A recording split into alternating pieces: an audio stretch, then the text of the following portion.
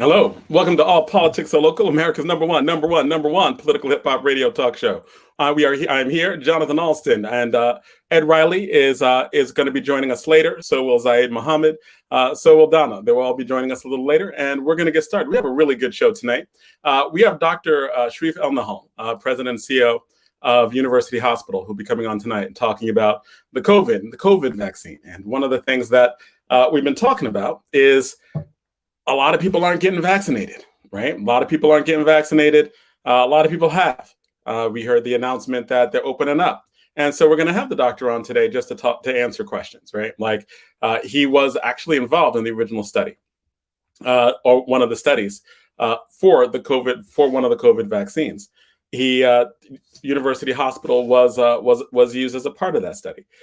He has dealt with many people coming through University Hospital who have had COVID, and as a hospital, what they had to do in order to deal with that. So he's wonderful to have on to talk about some of these things and why you should get a vaccination. Now, we know that there are a lot of people who are like, why should we get a vaccination?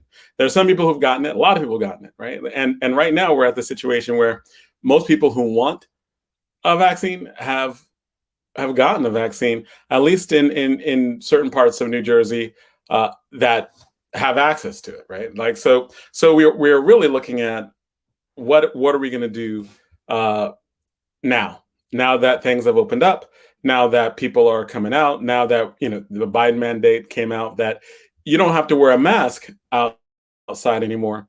The question is, what happens for people who haven't been vaccinated, and what are some of the things that we could do to talk to people to encourage them to get vaccinated and actually deal with some of their concerns.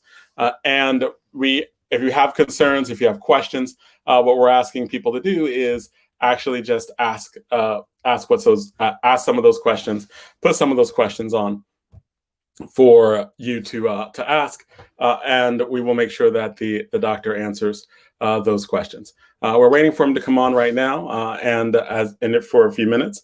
But that's really a huge part of the show tonight. A huge part of the show tonight is going to be talking about vaccines, vaccinations, why people should and shouldn't do it, and there are all kinds of reasons for it. Later this evening, DJ Rhino is going to be talking about the state of hip hop, and at 7:00 we're going to have the vote come on.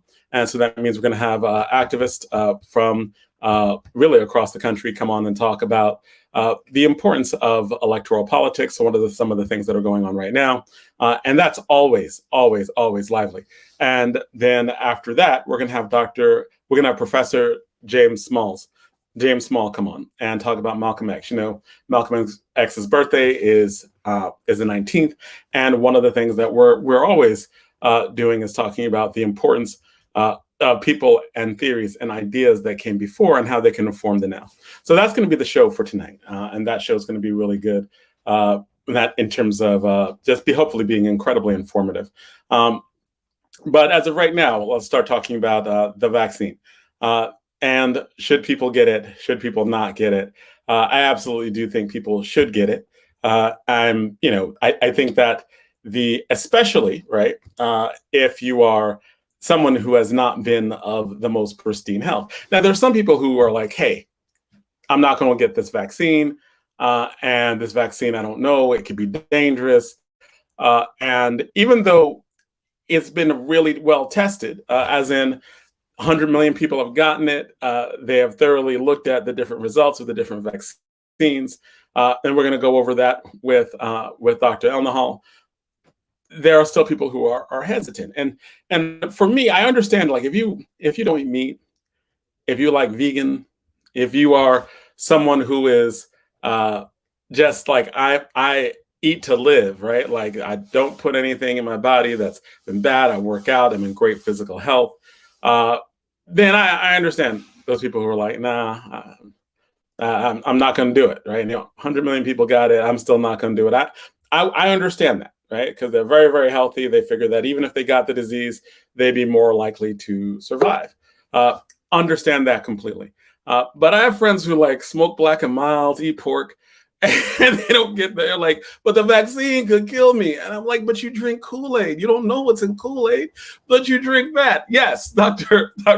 Sharif El-Nahal, the president and CEO of University Hospital in Newark, New Jersey, has joined us. And we were talking, well, I was just talking about the vaccine and how there's a lot of concern about this vaccine. And there's a lot of concern about it, especially in our community, with various people like having a lot of legitimate concerns. So first, thank you, Dr. El-Nahal, for coming on our show. Thank you so much for being here. Thank you so much for having me. I love being on, and so sorry I'm just a couple minutes late here. No. We appreciate you being here. We know you have an incredibly busy schedule. You run University Hospital. Now, you were involved in some of the University Hospital was involved in some of the testing for the vaccine. Can you give us some background on that?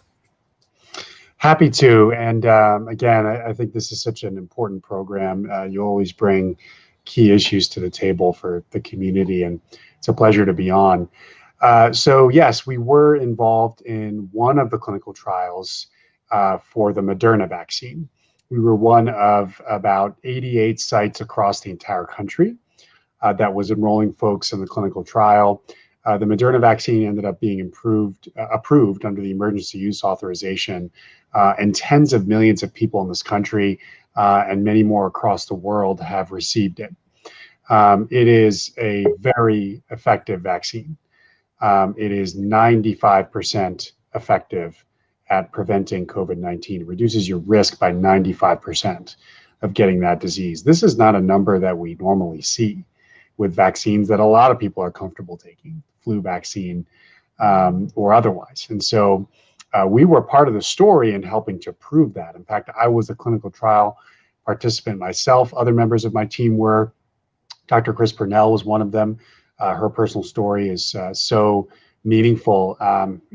She's been very public about this, having lost her father to COVID-19. And, she felt as a public health expert herself that she should be part of the solution and enroll in the trial. And so we really tried to put our money where our mouths were on this and actually enroll and put ourselves in the line. But so many others in the community did as well. It wasn't just folks on campus. Just to be clear with what you said, right? You not only took the vaccine like other people after it was approved, you were part of the actual clinical trials. Like, you took the vaccine before everyone else took the vaccine. Yes, I was enrolled in the trial that tested the Moderna vaccine. And so, it spoke to my confidence even in the data before the big trial that enrolled tens of thousands of people across the country. But there were smaller trials done before that seemed to be really encouraging, most notably on safety. I wasn't sure whether it would be effective, but that's different from taking something that's unsafe. And so I was really looking for the side effect data, but not just side effects, because side effects by definition are short term, maybe a day or two long, include potentially just fatigue, low-grade fever is often the worst thing. People experience pain at the injection site. These are things that you deal with for a day or two and they're gone. But what I was really looking for is whether there were severe adverse events and any indication of that, including severe allergic reactions. And the data, even up to that point, didn't show that it was very safe. But you needed to test it in many, many more people. And a lot of folks in this community enrolled in that trial. And, we followed all the ethical practices of clinical trials. Actually, it was Rutgers, New Jersey Medical School who conducted the trial. We hosted it at the hospital. But it was a team effort, and ultimately it proved to be a very safe and effective vaccine. And a lot of Newarkers and folks in Essex County contributed to that science. Now, much later, we have 3 very effective vaccines available to folks, and they have similar safety and efficacy profiles. Johnson & Johnson is about overall 66% effective in terms of reducing your risk, which is a little bit less effective. It's 1 dose, but it is very, very effective at preventing hospitalization and death, which is the most important thing. It's near 100%. effective at preventing hospitalization and death. So, a lot of folks are looking at the Yankees, and you had 9 players on the Yankees. I don't really care for the Yankees, but a lot of people do. And they 9 people got COVID-19 despite getting vaccinated, but none of them got sick. Only one person had very mild symptoms. So even if you do get COVID, it is likely to be a much more mild case. And that's something we always try to emphasize with vaccination. But just to have that point, right? Like, one of the things that people have said, and I've seen this online, they've said, if you get the vaccine, you could still get it. And many of them were like, but you could still get it. So I think the vaccine's not effective if you can get the vaccine and still get the disease. So that's been huge, that they say the vaccine doesn't work because people have gotten the vaccine and still gotten the disease. Yeah, I will tell you, yes, it is possible for you to get the disease after being vaccinated, but it's extremely unlikely. Just to give you a sense, we've given now over I think 140, 150 million vaccines in this country. The only number that the CDC is getting on breakthrough cases, which is by definition somebody who's gotten the vaccine and gotten COVID-19, still less than 10,000 of those. Again, divide that number by well over 100 million in this country. So you're talking about that small number of people being reported. So out of 100, extremely effective, yeah. So out of close to 140 million people in the United States, 140 million people who have gotten the vaccine, less than 10,000 have actually gotten the vaccine, have been fully vaccinated, and gotten COVID.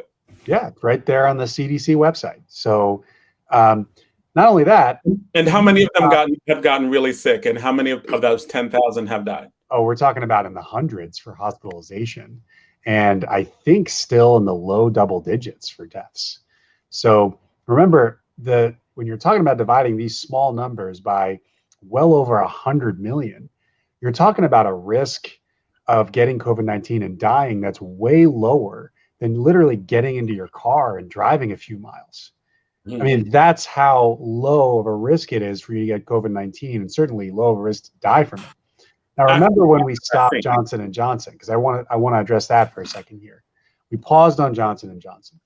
What made us pause on Johnson & Johnson? We had 6 people, 6 younger women among younger age group, 48 or younger, get a very severe condition.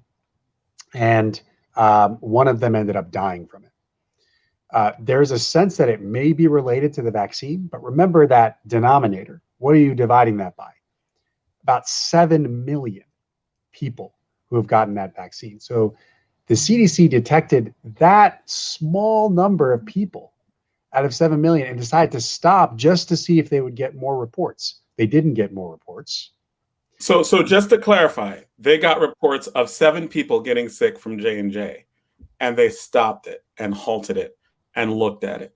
7 people got sick, 1 person died. They were not sure what the cause was. So then they completely stopped people from getting this vaccine for a time. Now, why did they start people back up again? What happened to have them start? So what they did was they took a period of time to see if there would be more case reports of this, so that everybody's radar would be up. Especially every woman who got the vaccine was making sure they were looking for signs and symptoms, severe headache, fever, whatever it is. And so they took a couple weeks to see if they'd get more reports. And ultimately, the same committee came back to the CDC and said, the risk of this thing is so low that you are much more likely to prevent a death from getting the vaccine, the Johnson & Johnson vaccine, than you are to get a severe illness or die from the Johnson & Johnson vaccine. Way, way lower risk overall to you when you get that vaccine. But remember, this is an extremely rare event, and we stopped it just to look at it more. Moderna and Pfizer have had no clusters of severe adverse events like that against, again, tens of millions of people who've gotten this vaccine. I can't think of a safer thing than that we do in medicine. I mean, you have a higher risk of taking, you can die from Tylenol. People die from Tylenol toxicity. at higher rates than they're getting severe illness from these vaccines. And nobody's afraid of Tylenol, right? So I just want to put these numbers into context. Yeah. And I was saying before you got on, like I have a wonderful friend who who smokes, drinks blue alcohol that I'm not sure who makes it, and was like, but no, the vaccine, that's potentially bad. And I'm just like, all the things that we just naturally eat, that like you're more likely to die from McDonald's at this point, right? Like if they've done stories about like how bad it is for you, right? Like in terms of the getting this vaccine. Ed, I know you have questions. Ed Riley, can you hear me? So by the way, yeah, can you hear me? Yes, I can hear you. Let me put my plugs on. Okay, yeah, I think you that. Can hear me? Yeah, I think How's it Dr. going, Dr. Dr. I think it's my system that's lagging a little bit. I'm also seeing a lag. Okay, and you're seeing a lag with Ed Riley? Yeah. Okay. So Ed, I think you're just lagging just a little bit on your connection. So if you can get closer to your connection, that might help. Okay. Okay. But with that, right? Like, and you're talking about the safety of this. Another one will be another question that I've commonly gotten is that the time frame of the testing has been too short. They started testing last year, and they know about everything that could happen within a year, but they don't know about what could happen next year or the long-term effects of the vaccine. What is an answer for that? Like the joke is that like the running conspiracy theory is that in the Will Smith movie I Am Legend, they got rid of a really huge disease, a worldwide pandemic, but when they got the vaccine for the worldwide pandemic, there were zombies, right? So it's been a running like trope that you might solve it now, but maybe a year from now, we're gonna have the zombie apocalypse, or there are going to be some other like things that happen that will be controlled, or something along those lines. Like how would you address those? Like, because 100 million, over 140 million people just in the United States is huge. How do you address when people talking about, well, what about the long-term effects of this like thing that could happen? So I used to love that movie, and now I really hate that movie because all I hear is that scenario when people are hesitant about the vaccine. Look, I think in all seriousness, you're right. We've only had about a year's worth of information about what this vaccine and these vaccines, I should say, have done in humans, right? And so about almost 6 months for the general population, but then we have about another 6 months with clinical trials, right? And so we can say all in all, we have a year. Is it possible that there would be some long-term effect that we didn't anticipate with this vaccine? Sure, anything is possible. But I can tell you the precedent with vaccines more generally is that a vaccine is going to do something bad to you. It's going to do something bad to you within a short time frame after you get it. Because all a vaccine is doing, it's not like a pharmaceutical that can implant itself in your body and potentially cause long-term problems to your organs, right? All it is like a bunch of proteins that is training your immune system. So your immune system is reacting to the product of the vaccines, which look like coronavirus. They're not coronavirus, it's a decoy. That's the whole concept. And what you're doing is you're giving body time to learn what it looks like. Your immune system is an amazing thing. It can fight literally anything that comes into your body. The reason people die from infections is because the immune system doesn't have time to work fast enough to beat it before it kills people, right? And so the difference here is that you're giving it decoys that it can learn, so that by the time a real thing comes along, it'll kill the real thing immediately. And so because that's the mechanism, that's what a vaccine is. It's not implanting anything in your body that can plausibly cause something long term. So we don't really have major examples of that. The only possibility is some long-term effect on your immune system, which again is not, really something we've seen with other vaccines. So just remember that we now have a year's worth of information and at least 6 months for millions and millions of people. And we're finding that there are really no significant adverse events other than an allergic reaction. And that's so rare and it's so easily treatable with epinephrine that these are really safe vaccines.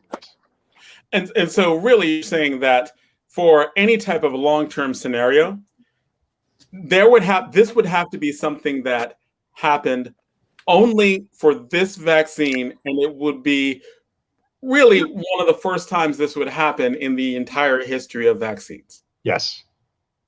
Like, because you really what you're saying, it seems like that the way in which vaccines work anyway is vaccines work so that they are so that they train your own immune system to attack it. So it really is just a way, and this is traditionally how all vaccines have ever worked. They train your own immune system to fight the disease.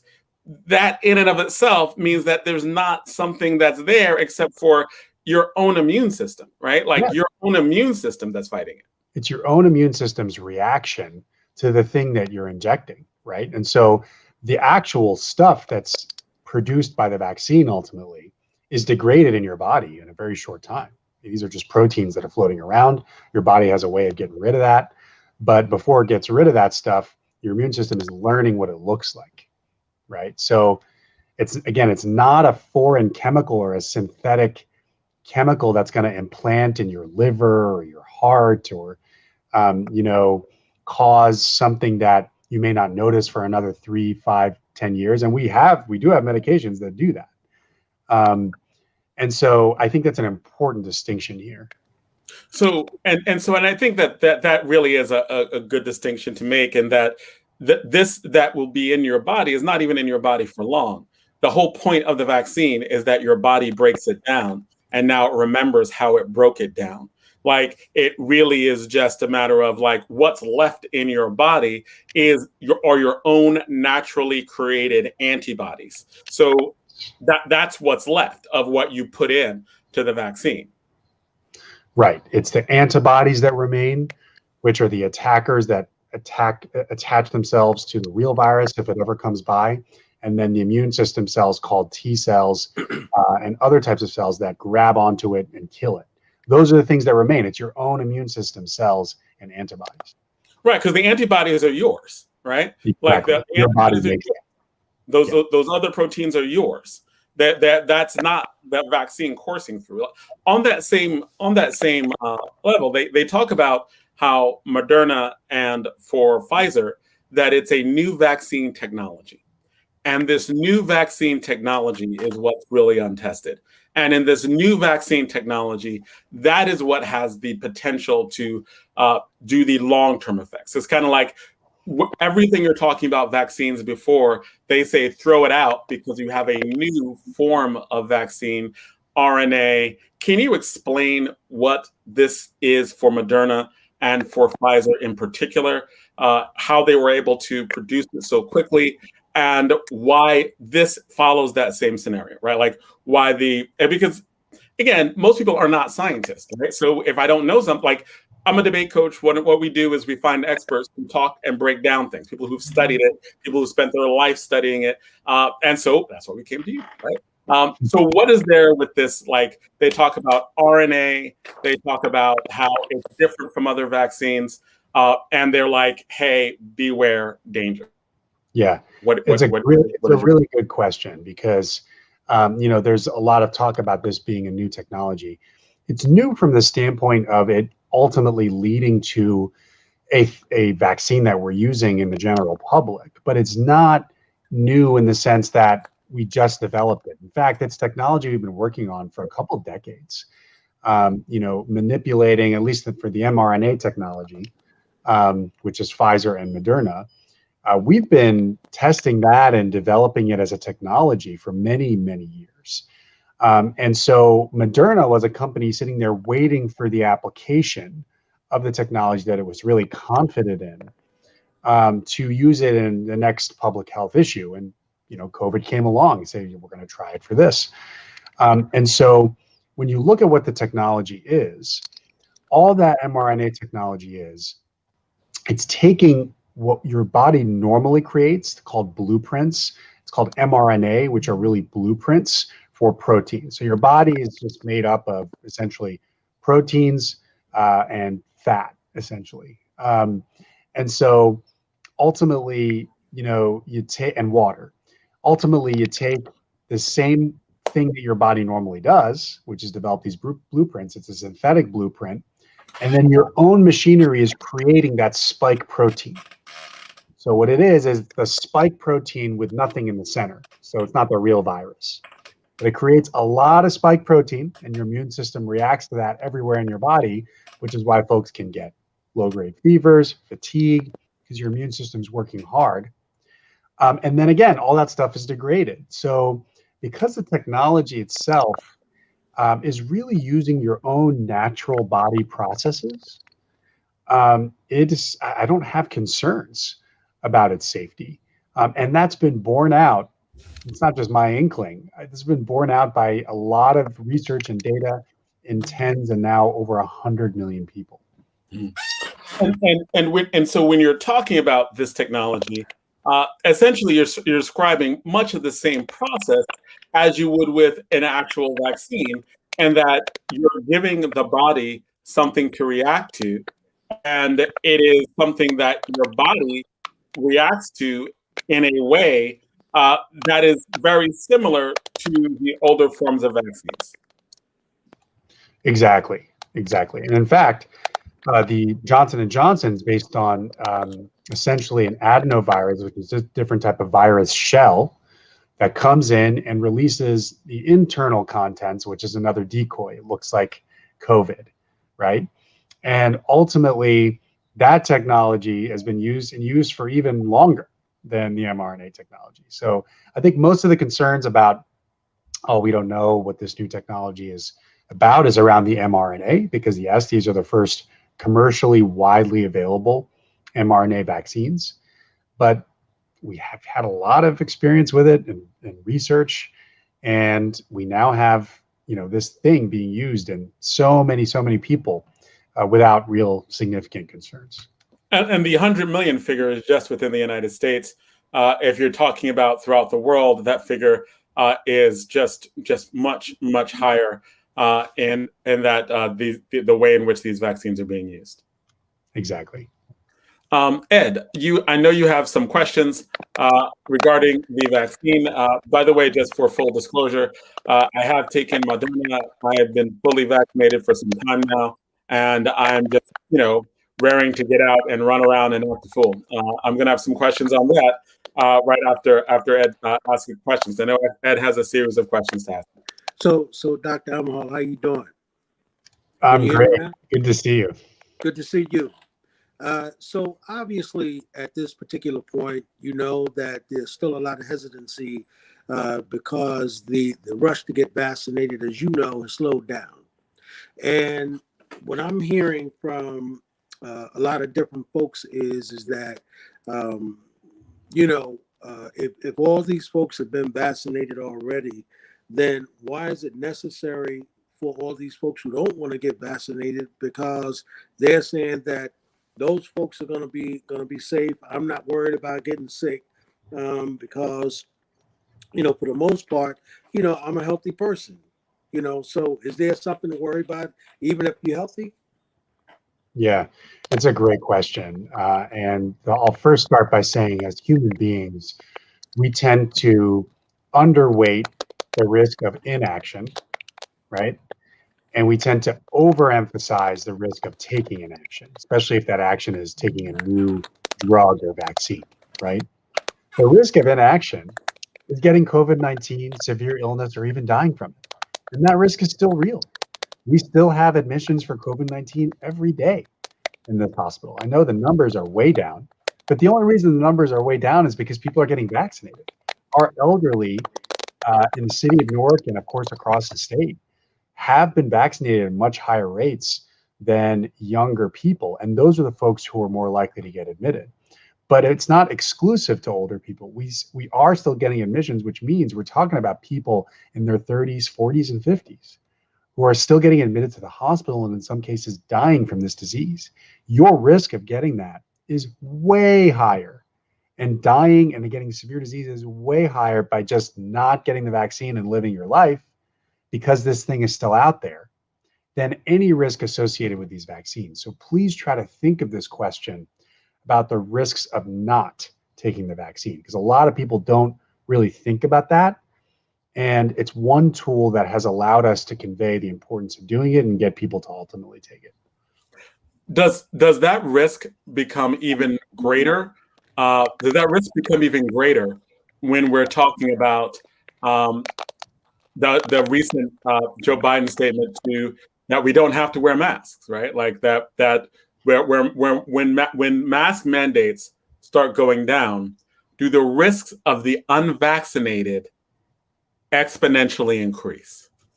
The risks by not wearing a mask for unvaccinated people, the risk of not getting vaccinated, right? Like when people have their masks down, the risk of not getting vaccinated for unvaccinated people, right? Does that risk go up greatly now that mask mandates are coming down, now that people are socializing more, now that restaurants are reopening? Are unvaccinated at a greater risk of getting the disease now that society seems to be opening up more? Yes, especially for the states that opened up earlier than the CDC announcement, absolutely.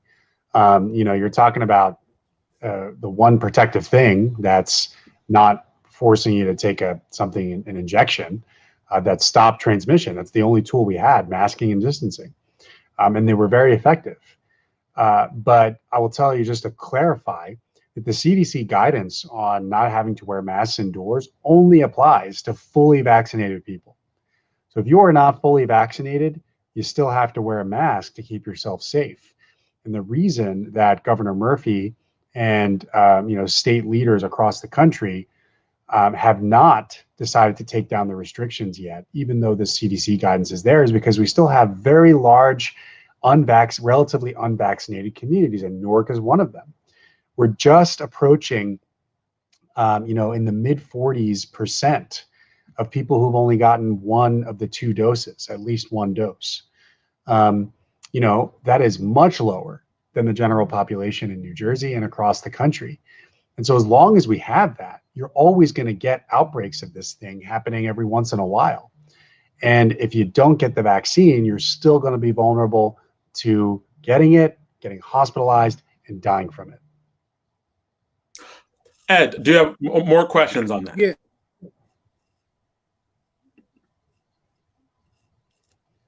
I think you're on mute. Ed, Why are they not coming back? Ed, he didn't hear the beginning of your last question, so talk to me. No, I'm coming. So, Dr. Amal, so why are people not coming back for the second shot?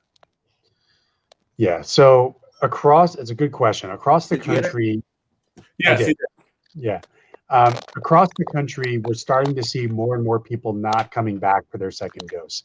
It's still quite low, so we're still only talking about a couple percent. At University Hospital, we're proud to say that we have less than 1% of people who've only gotten one shot and not two. So we really try to emphasize the importance of getting that second shot. But, we're talking about, as we proceed through folks getting the shot, you're talking about, by definition, people who are less and less motivated to do it. And so some folks who were on the fence decided to do it, got the first shot, had a day or two of bad side effects, say, you know what, I'm probably okay with one shot. I don't want to have to go through that 1 or 2 days of annoying side effects again. And because they're less motivated, they're more likely to say that. Still, overall, though, the numbers are very low. Most people come back and just get that second shot. And it's important because when we talk about 95% reduction in risk, you can only achieve that by getting the 2 shots. So, if you want the effectiveness of the vaccine to be maximum, you really have to get that second shot. So Ed, do you have another question to ask? So I do. So let me ask this question as well. So is this, if you become fully vaccinated, is this something you have to do every year? Yeah, it's a good question. And we will likely have to do it. Yes. Can you hear me? Yes. Can you hear me? Great. So Yes. we will likely have to get a booster of the vaccine, and we will likely have to take it on some regular basis. Unsure if it's going to be every year or every 2 years or something else. That all depends on the science and what the clinical trials show. By the way, these trials are still going. The folks who are in the trials are coming back and getting antibody tests, and we're learning from that because it will tell you how long the antibodies last.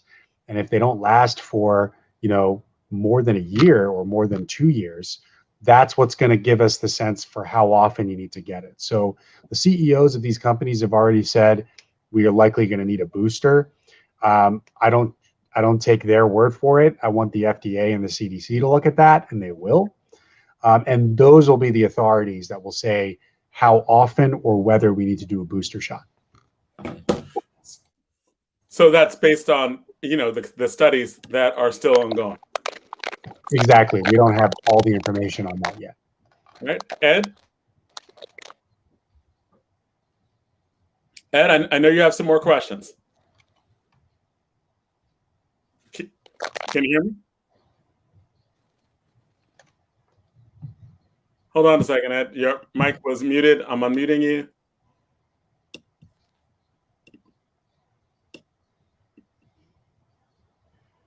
So I think you froze up some. All right, so Ed, can you hear me?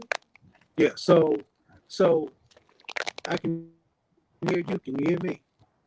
Yes. You're a little staticky, but I can hear me? you. Well, what's your question? Yes. This is the thing we often do with learning in school too. That I think No, I said this is what we do with learning in school too, because there's always staticky, there's always some tech glitch going through that we're always catching up on. But your question, Ed, is what is your question? So, Dr. Dalmau, one of the concerns I have, I haven't been vaccinated as of yet, right? And so, my friend John Austin, who has started to badger me, right, about not being vaccinated. Do you think that those folks who are vaccinated are going to start pressuring folks who aren't vaccinated around the country? Well, I think there's a difference between having conversations like this, where we're trying to communicate the facts and doing it respectfully and humbly, and hearing people out. I think everybody should be doing that. For folks who particularly believe in the vaccine, I think the strong case is there. But that's different from, making people feel targeted or, alienated and certainly coerced into doing it. We don't want to do that. And I'm not in favor of mandates. People should be comfortable getting this vaccine. It's a part of medical ethics, really. I mean, you really want to make sure that people have informed consent before they take anything, whether it's this vaccine or not. And we have sad situations where people refuse care at this hospital, even though we know the care could be life-saving, but that's their right. And so I fundamentally believe it's people's right to refuse, but I do hope that more and more people are convinced. And if I do believe if you really take a look at all the facts and you go to sessions like this, you'll eventually decide to do it. And for the record, I'm probably going to continue to badger my friend because, we have not hung out, right? We've not hung out in over a year, right? We've not hung out. We used to go to dinner, talk, good friends. We've been friends for 30 years, and we have not actually even seen each other in a year, right? And I'm all vaccinated, but I don't want to kill my friend. Like maybe I have it, right? But it's real mild. I don't even notice it. And my friend has no antibodies. There's nothing, right? And I'm just, hey man, give him a hug, and all of a sudden, my best friend of 30 years is gone in 2 weeks. So I'm just gonna continue to be like, hey, just the real talk. Part of the reason why we had you on this week was to help answer questions from Ed Riley, because he's highly educated, looks at these things, and has some questions. And I figured that you are the best person who could answer some of these questions, right? You are actually one of the most, for our listeners who don't know, you are one of the most acclaimed doctors in the country. You're on Joe Biden's transition team. You are someone who this president and CEO of a hospital. You're like not even 40 yet, right? So you come through some of the best institutions in the United States on medicine, right? Like, you believed in this so much, you put your own body on the line, right? Like, you're like, I'm going to take it myself. So you are highly trained and educated in this. You are noted throughout the country and probably throughout the world in the works that you have done already. And you have put your own body on the line before the drug was allowed to be taken by anyone else. So I figured you coming on and talking about this would be very good with my friend Ed. We are running out of time, or actually we are actually over time right now. So Ed, do you have any questions to ask the good doctor? We know he has young children. We know that he has very busy life, we know, but we both want to get your questions in. So Mr. Riley. All right, Ed, I'm unmuting you again. Yes, got it. So, any last questions, Ed? Yeah. So Dr. Amol, I'm afraid to go to. Can you hear me? Okay, so you're not coming through, but I think you're talking about being afraid to go to the gym. Because Ed loves the gym. He's very healthy, works out a lot. There you go. And now, Ed, are you talking about going to the gym? If you just nod, if I'm getting your question right. So Dr. Amol.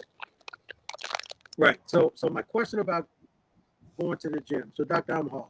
So since I'm not vaccinated, how safe would you say it is to go to the gym without being fully vaccinated? You know, gyms are dicey, Mr. Riley. I mean, you got a situation where people are, and look, there's mask mandates, so that's very helpful.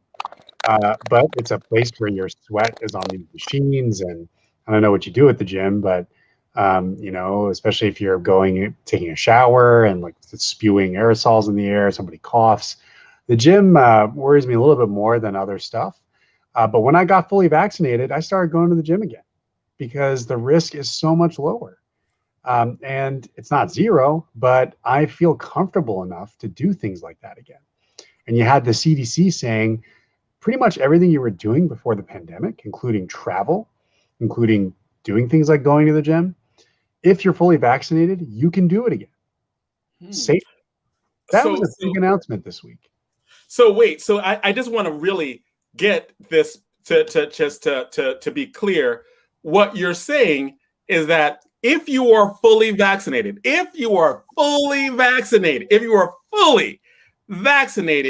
you can go back to the gym in relative safety. But if you're not vaccinated, you might as well be playing Russian roulette, right? Because of all the germs that are in a gym.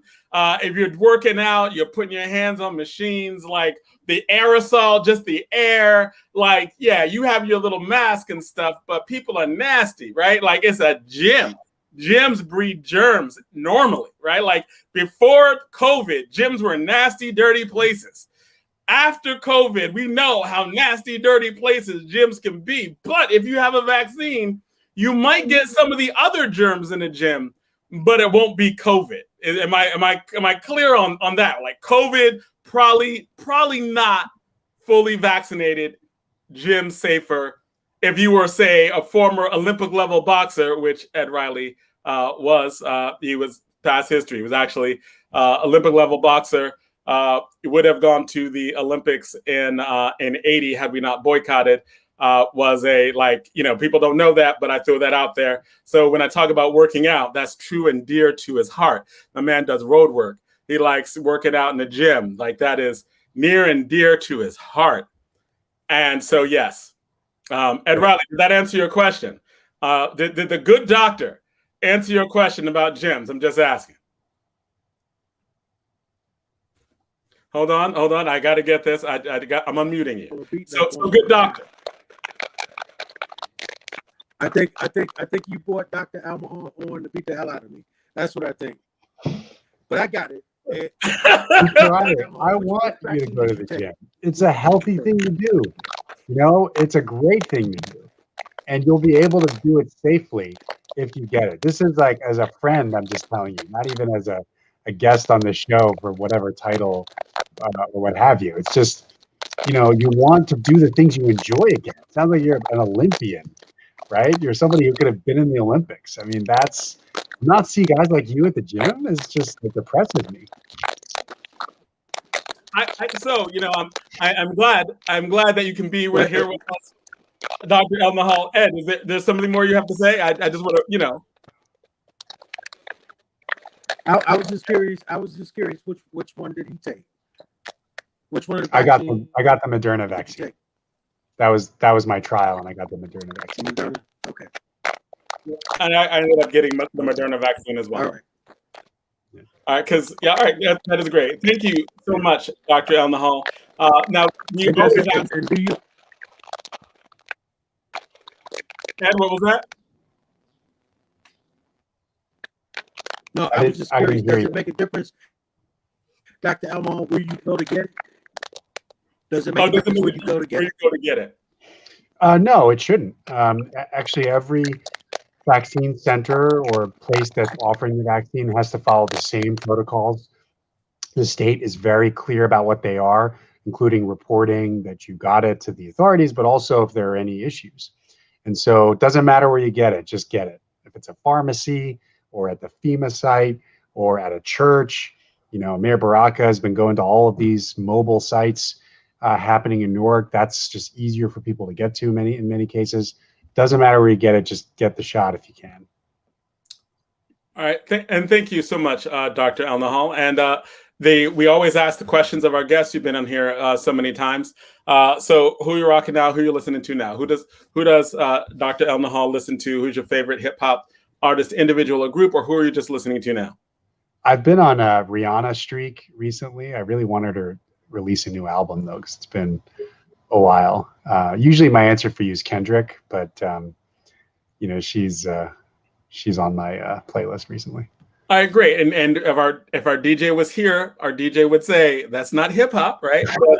But you know, it's good. We're not going to give you a hard time about that, about this particular answer. But thank you so much, man. I appreciate you being on. I appreciate you being on all the times you're on. Like, you were on since the beginning of COVID. You'd come back to give us this information. So we very much appreciate you. We're going to let you go because we appreciate your time. You were already over for us. So thank you so much. Very much appreciated. Thank you for helping us and my friend of 30 years, Ed Riley, with these very important issues. Thank you so much. It's always great to be on. All right. Take care.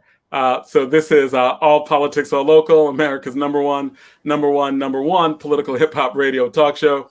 We had the last half hour. We have been talking to Dr. Almahal.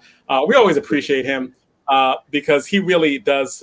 He's the president and CEO of University Hospital in Newark, and he very much believes in a commitment to talk to the people of Newark. He's on various talk shows. He does various public events, and he very much wants people to know what's going on at UNVMJ. We'll definitely have him back to talk about some other stuff that deals with both the hospital and COVID. For the record, when I got my shots, I actually went through Newark. I went to the Newark Health Department. The Newark Health Department, I will say, is incredibly professional. They were fast. It didn't take me I made an appointment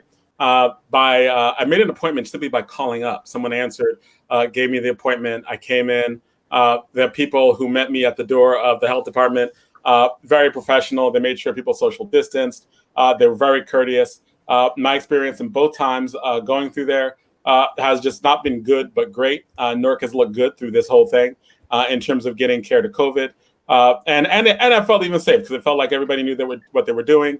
When they took your name, they sent you to different places, and then down to, so you went in the waiting room, then you went to the place where they just took some of your information, and then you went down to take the shot. But all of that, right, from beginning to end, from the time I walked into the health department to the end, was no more than a half an hour for everything, right? Waiting, all that other stuff. So they're really good in terms of appointments. I know there are a lot of places that don't even need appointments now. I believe that in many areas, there is an excess of vaccine, which is why they really need people to get vaccinated. So I really appreciated my experience with Newark, New Jersey. It made me proud to live in Newark that actually got people vaccines in such an orderly and professional manner. So, and they still keep calling me up because I registered online, plus I called up, and so they still keep calling me up and like, hey, we got openings, and I have to be like, yep, I'm already vaccinated, I'm good. So, Ed, everything good?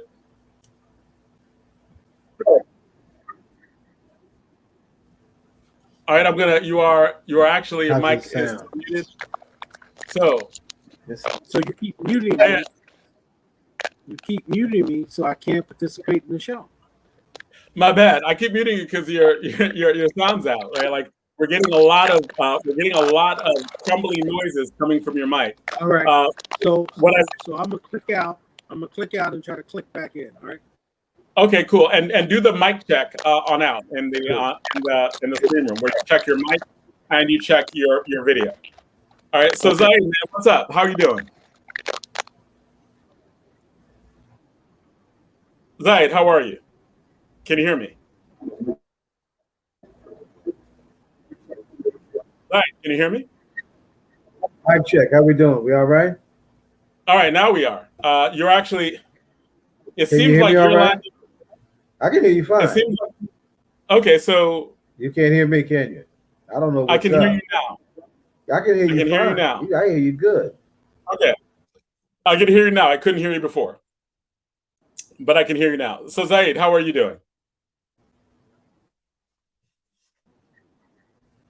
Zaid, how are you, man? Zaid, can you hear me now? Yeah, it's funny because this is the thing that goes on in school. All right, so yeah, so it's receiving. Yeah, Michael said it's receiving audio later. What you might want to do is connection issues tonight. Right, like you're having connection issues. Ed's having connections issues. Normally, I would have the connection issues. Right. That's a different place. But try resetting. Michael suggested try resetting your Wi-Fi. I would start just trying to get. Yeah. So I would just say start by get plugged in. I would start by saying leave this. Check your mic. Better now. Better now. I missed. All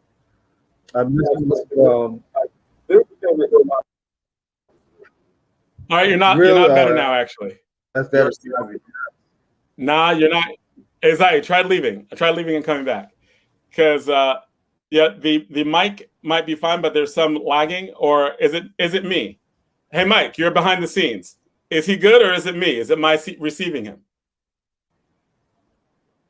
So it's just purely on my end. All right, so it might be just on my end. So Mike, I'm going to bring you in. Oh no, Mike's. Hey Zaid, Mike said it's you.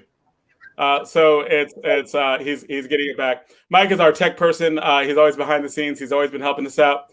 Mike, come on and say hi. Tell me what's up. Bringing Mike in. Hey Mike. Mike is our tech person behind the scenes. Hey everybody. Every time we do something on All Politics Are Local, Mike is always helping us out. Hey Mike, talk to us. How are you? I'm doing well. Just a recent graduate, so I'm happy to graduate on this Sunday. So congratulations, man, because you officially graduate on Sunday. Yeah. That is this time of the season, the season of graduation. So question, the tech issues we're having, those were the tech issues, those were on their end? It wasn't mine?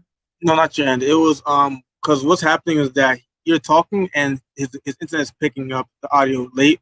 So he's picking up like about at the couple in the radio station we have like a 60-second delay. It's kind of what he's getting right now. So my suggestion is that he restart his internet connection like from his computer Instead of fixing anything, if it doesn't fix anything, then I suggest that he starts his router or the place he gets his Wi-Fi from. Okay, so basically, when you're giving us this stuff, you're actually giving us stuff that we can actually use in the real world, because we're always on these Zoom calls. Things always go wrong. As a teacher, we're always like doing tech assistance for students as we get through another session. Somebody's sound's not out. Somebody's sound's working bad. We'll tell them, hey, go check your audio inputs and your audio outputs. I think that all of us have become tech advisors, doing some level of tech checks on these things. So your sound. So you're graduating on Saturday. Yeah, Sunday. Graduating on Sunday. That's great. I appreciate that. What did you think of the last section with Dr. Elnell? I think it's very important that I think people should get vaccinated a lot more. Especially, I think numbers are down now. I believe so. And I got vaccinated about a couple months ago, and I didn't get any symptoms from it at all. Yeah, neither did I. I had no symptoms, no side effects. Well, just maybe a little tired. So it may have some, right? Like I was a little tired after the first one. I was a little tired after the second one. So basically, I actually got a real restful sleep both nights, right? Like this, good sleep, right? So you are graduating this in a few weeks. Congratulations, man. I know you've been working on this for a while. We actually have people from kids from Rutgers helping us behind the scenes. We are normally pre-COVID based in Rutgers, WRNU radio station. And that's where Michael helped run the radio station and helped organize and manage it. And he's been with us ever since he probably was a sophomore or junior, helping with these different shows. And helping us behind the scenes. And he's still helping us behind the scenes. So we appreciate you. We appreciate you a lot, especially when you're doing these little tech things behind the scenes. So very much appreciate you coming on and you doing that. So what was I going to say? The last section was good. We're going to have the vote coming up soon. Where we have a series of activists coming on talking about basically the news of the day, but also just the importance of voting and activism and the things that they're involved in. These conversations, I think, are always very good in what they do. Ed Riley will be back soon. Zayed will be back soon. The tech people are getting us on this tonight. For all the stuff. Wow. So what do you think everybody's so frightened about getting the vaccine? Oh, there are a lot of really good reasons for people being hesitant about getting the vaccine. That a lot of it is the history of racism in the United States, from Tuskegee to all of the other experiments that have been done on Black people. And people are like, we're not going to trust what medical advice is going to be giving us, because Black people, very particularly African Americans, have a very adverse relationship with racism and the medical profession. And there's an entire history on it. There's a really good book called Medical Apartheid that details a lot of this history. So on the part of Black people, it's not irrational fear, right? But in here, I think that although these fears are rational, the science is overwhelming and they're not testing it on us first. These are things that have been tested on over 100 million people, most of them white Americans, right? Most of them the more educated white Americans, as in like people and doctors. The doctors were tested first. The medical professionals were tested first, right? Like many of the people who are the most elite members of society were given the vaccine first. And of all these vaccines, the side effects are so astronomically low, right? Like as in, the adverse side effects rather are so astronomically low, like astronomically low. And getting the vaccine is incredibly safe, given the numbers of people who had it, who have gotten the vaccine. So I think that although I understand and empathize with the reason why many Black people have not gotten this vaccine, I absolutely empathize with it. I think that it is. I think this is the wrong battle, right? I think that they're fighting the last battle as opposed to the next one, because I honestly do believe that the people who are going to be the last to die of this thing are us, because as society opens up, the virus is still out there, but society's opening up.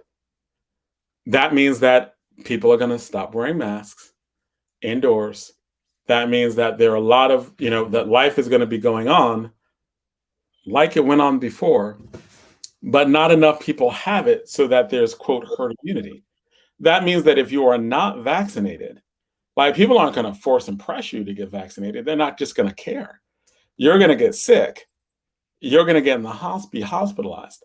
And everybody I know who's had and survived this disease has always said that it is one of the most harrowing experiences they've ever had. Like, everyone I know who's had it and been in the hospital, had to be hospitalized by it, they talk about like the deputy mayor talked about, like, the getting the virus and thinking that they might actually be on the verge of actually dying, right? So these are the things that why, like, getting the vaccine and people getting it is just something that will protect Black people in the long run. And although I absolutely understand, right, the entire history of medical apartheid and the entire history of these things, I do think that in this case, the battle that we're fighting right now is not the right one, right? Like, the battle that's being fought to not get the vaccine, the people who are saying that there are all these adverse effects that are coming out because of it. I just think that that's the wrong battle to fight. So, but we are getting ready to start the vote. Committee Baraka, hello, how are you, man? Peace. What's up, John? How you doing, brother?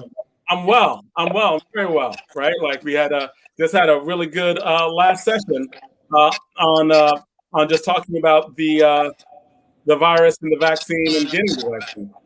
Hey, Ed, how are you? I'm good, man. I'm vaccinated, totally vaccinated. Got both shots. I'm good. Okay, so which you get? I got the Moderna. Matter of fact, me and Queen Latifah got it together. Same day, I brought her and Shakim over to get it done. So we got it together. It's a movement for me. So I'm trying to save people lives, man. It's 100% death proof. That's what people don't understand. So. And when you say 100% death proof, what do you mean? What I mean is that, folks are talking about the percentage, the small percentage of folks that have, like, adverse effects and things that go wrong.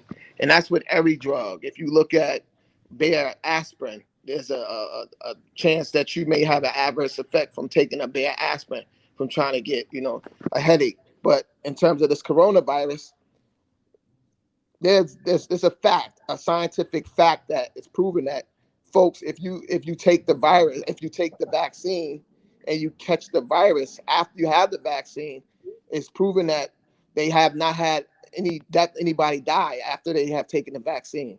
Not one person. So that's what I mean, death proof, 100%. Right, and that is what that's what Dr. Elnahal said when he was on just now, right? And especially when you're talking about the vaccines have been, like, over and over, like 100 million people have gotten it. Absolutely. And so when you're, I gave a shout out to where I got the vaccine. Like, the health department in Newark has done a good job. I like really an excellent job. I was in and out in half an hour. Both times I got the shot. Everyone was professional. Everyone was courteous. It's a high stress environment, but everyone went out of their way, like, just to be, well, not out of their way, but they were just, like, absolutely professional, like the best of what we would have done. And that's been my experience, right? From the appointment to coming in, to the security guards meeting me at the door, to the people meeting me in that reception area where they took your information, to the actual medical professionals who injected the shot and the ones who waited for you. It was all just such absolutely professional. And so definitely appreciate it. Thank you, man. I appreciate that, man. We work hard to get that done. Hey, Mitty, did you have any side effects? I had a small headache after the first shot. It wasn't the second shot for me. It was the first shot for me. I had a small headache, and that was it. So the first shot, most people say it's the second shot. Yep, I had it on the first shot. I don't know why, but for me, I had a headache, and I had took some aspirin, and the next evening, I was fine. Because Dr. Amahal just said that most people are taking the first shot, but they're not coming back to get the second shot. I don't understand that, man. We Because know, they're afraid of the second shot. yeah, because again, it's the hood news, man, and people, they listen to the hood politics rather than the reality and the data and the science. Like they skip over the actual facts and they rather listen to hearsay. So I don't understand that at all, man. Black people hesitancy, even the regular folks, they just hesitating to take the shot. And that thing with the Johnson & Johnson, that didn't help. It didn't. No. That didn't help.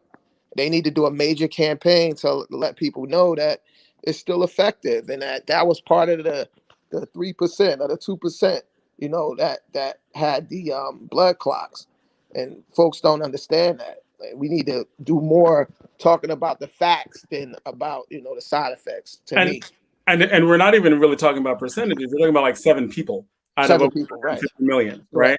You're talking about like 150 million million people got that, and for that vaccine, I think it was 7 million people. So there were like 7 million people to get the Johnson & Johnson at that point, right? 7 million people got J&J at that point, and there were 7 who experienced blood clots. 1 person who died. That's when they stopped the whole study. I mean, they stopped everyone from taking it, right? Stopped everyone from taking it till they checked it out, and they were like, "Nah, this is not really a thing from J&J." But they stopped everyone from taking it when 7 people got sick. Wow. And so that's and out of 7 million people, 7 people got sick, and they were like, "We need to stop all J&J until we can figure it out." Yeah, I So thought that was a false alarm, man. They shouldn't have did that. The hesitancy is already high in the Black community. I mean, in America, period. But I don't understand why it was such a outrage over that. I didn't get that. I don't understand why they did that. Yeah, I think that the reason why they did that was simply because they didn't want it to blow up and get worse, right? Like they actually didn't know, right? They actually didn't know at that time if it was something worse. So they saw 7 people were affected. They saw 1 person die, and they were like, "Wait, let's make sure. Let's do all due diligence." Right. And I think that one of the ways that I mean, I think if we read it as what they actually did, that's a positive thing, right? Like they were unsure with 7 out of 7 million, 7 out of 7 million, and they stopped everyone from taking it. 7 out of 7 million, and they were like, "Nah, let's pass." Right. You know what's crazy? I think we caught in the and it's not. We caught in the history, man, of the negative side of history where we, I had a conversation with somebody who, I remain nameless, but this brother's conscious 100% out there for our people. But he was telling me about the Tuskegee experiment. And I said that doesn't, like, the time and circumstances are different, right? You can't tell me about history and smallpox at this point in time. We are not on a slave plantation, nor are we on the Nina or Pinta or Santa Maria. Like, we're not coming over here just at the beginning. Like, this is history, and we have come far in history, and we've been past so many movements, including the Civil Rights Movement, including the women's suffrage movement, including the Black Arts Movement. Now we here, right? And Black people have made some advances. We can't be captive to negative history. And we need to start promoting, positivity. And as a leader, it's our responsibility to be optimistic. We can't stand in the way of pessimism.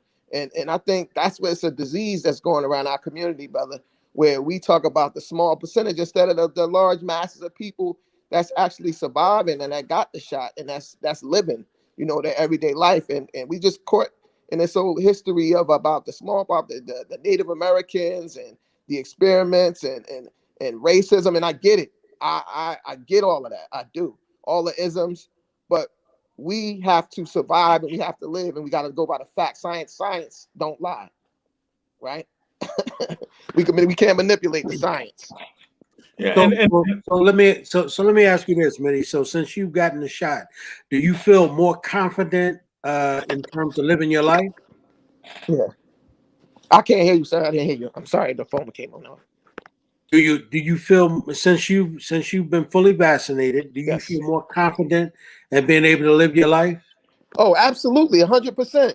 At times, I feel like, I'm like fully vaccinated, I feel like Superman. I could walk around and do what I need to do. Sometimes I take my mask off, I catch myself, but you know, I feel great.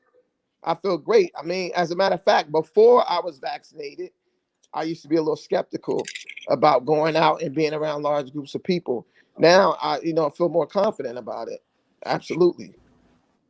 And so, you know, my issue is you know, as I was telling John about being able to go to the gym and being able to do all those things, and of course, Dr. Almahal just said you're playing Russian roulette if you go into a gym and you're not fully vaccinated, right?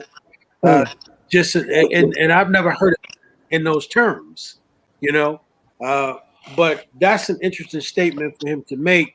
But I think you point toward a couple of things, Minnie, when you talk about, you know, the historical factors that we have in our community, which is one of the major problems with the hesitancy with a lot of conscious brothers, and I guess that speaks to why, you know, as Dr. Almahal just said, and I heard the mayor say this too. You know, he was talking about, you know, we're at 40%. I heard the mayor say today we're at 41% of the city, and I think that you know, that in and of itself, I think that what we need is we need the mini Barakas of the world to tell his story. We need the Mayor Barakas to tell their story, and we need Dr. Almahal to tell the story the way he told it.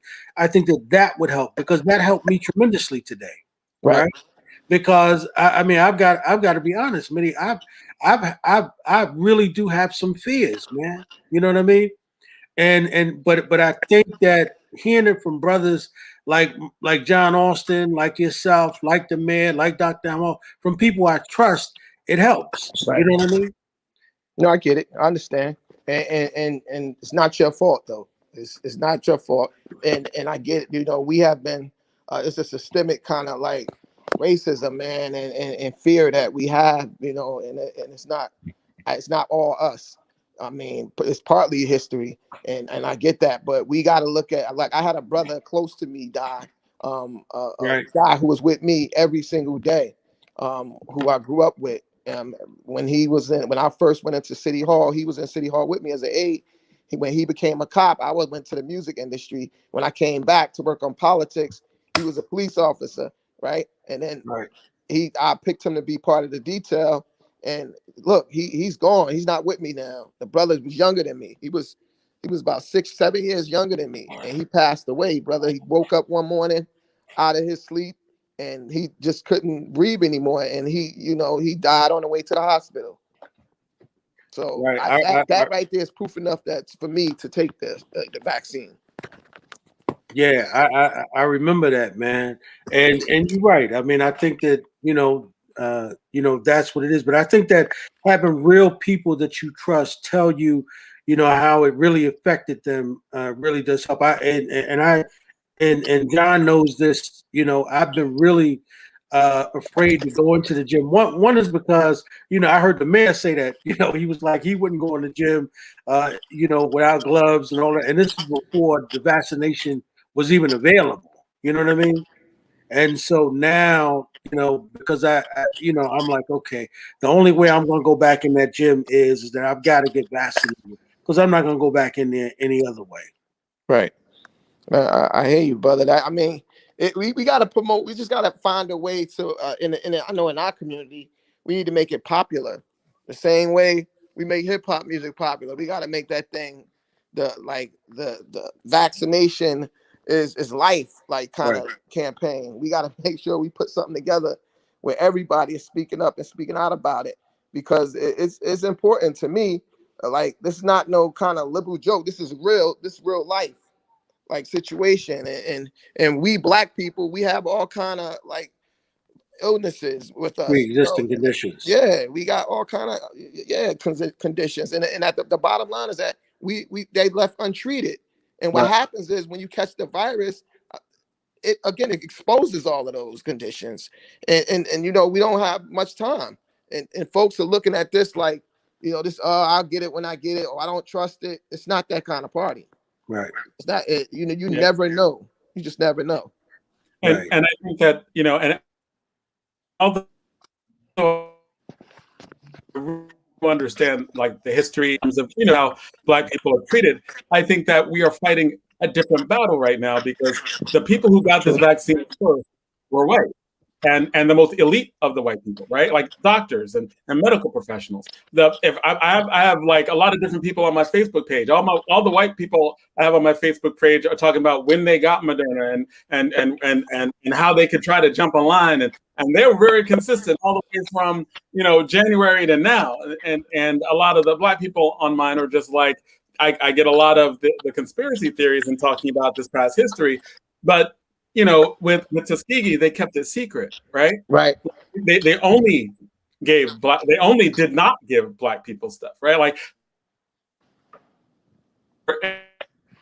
in terms of those experiments. So I mean, when you have a situation that is different, that doesn't apply to the way in which that history had been, I think that a lot of extent it's a bad reading of history. It's a bad reading of the things that happened in the past, right? Because I love reading history to predict things that could happen in the future. But this is not an accurate reading of history to predict that, given who's getting the vaccine. Right. And who's not going to get it. If we're going to actually read history accurately, we'll be like, we may be the last people dying of COVID. And we may be the last people dying of COVID because we know that once everyone else, like once many people are getting vaccinated, we know that once mass mandates come down, that people aren't going to care as much about the people who are getting sick, as long as it's not going to affect our system. Like it's not going to affect our medical system as much, right? The people who are going to be dying are going to be a minority of people, and I just don't think people are going to care about it. That's correct. I agree with you, brother. 100%, 100%. So Ed, hold on a second. I unmuted you. You're back. Yeah. So I think that you're right. I think that the way it works in the Black community is that we've got to kind of make these things popular. You know what I mean? Yeah. In order for Black folks to really see the valuability of it, in terms of that. That's for some of our folks. Then for some of the other folks, I think it's the real fear and the historical factor. For those of us, particularly who are in the conscious community, because one of the things, Mitty, that the mayor shared with us was he was talking about the number of vaccines that were available in Cuba, right? And he was saying there was at least 3 of them that were available in Cuba, and he was trying to see what they can do as a group of mayors to even make those available for Black folks who were, leery about taking the ones that were available in America. You know what I mean? Just to make sure that fascinated. Right. Listen, the fear is real in our community, and there's a lot of the crazy part about it is the most conscious of our people that haven't taken the vaccine, for whatever reason. Well, they have their reasons, but to me, again, science, you can't manipulate it. You can't do that with the science and the numbers, and the numbers don't lie. And I'll tell you what, even if we did get the vaccinations from Cuba, it still wouldn't move the needle to me, because we got to get over that fear. We got to find a way to get past that. We got to get past, like my man just said, the folks are misinterpreting what history is, misinterpreting what they're reading, and they manipulate it to whatever their opinion is. So I think, like you said, we got to make it popular. We got to make it available. Like it's like alcohol is available on the corners. We got to make it available to folks. And unfortunately, just like the killings in that's happening in our community, it's gonna take some more people, man. That's gonna have to lose their life for people to see how real it is. Unfortunately, that's just how we are as a people, my brother. It's ridiculous. It's ridiculous. But I think that's the only way. That's the only way we're gonna be able to get our folks to take this thing, is that we popularize it and we make it available, like on every corner, every church, every community center, and that's the only way it's gonna happen. Yeah, I think you're right. One is it's popularizing. The other way is to make it extremely easy to get, right? So that people don't have to, because I mean, it's almost like that whole thing, bringing jobs to people in the community. Well, now you almost have to bring the vaccine to them. So all they got to do is come downstairs, and Yeah. literally just get a shot as opposed to having to travel anywhere to go and get it. You're right. And I think if you brought a DJ and it's, and you popularized it, I think, because we're those kind of people. You know what I mean? Yep. We actually do that. In Newark. I'm saying, talking about progressive, man. We did it in Ivy Hill. We had vaccinations, food, masks, tests. We brought it right in Ivy Hill Park. We did the same thing down there on Clinton Avenue, right? And we did it at City Hall today. We brought the vaccinations right in the rotunda at City Hall, where people come down there for regular city services. If we have folks outside waiting for folks saying the vaccine, you want to take the vaccination here, sign up. We have it readily available on blocks and corners. As a matter of fact, we do pop-up sites at like 2 days a week, including the food. So we trying to do the best that we could. I think we have 41% now. So Yep. we still below the average. Yeah. We still below. Yeah. I So think we got a lot more work to do. I think one thing that we do have at our disposal is the stuff that you used starting off when you got vaccinated with Queen Latifah. I think that having a lot more of the celebrities just show up at some of these pop-up sites, right? Like I think stuff that you've already started doing, I think that would be very effective too. Just getting a lot of the support that we know that Newark already has. We know Newark has lots of different celebrities, actors, people who are popular.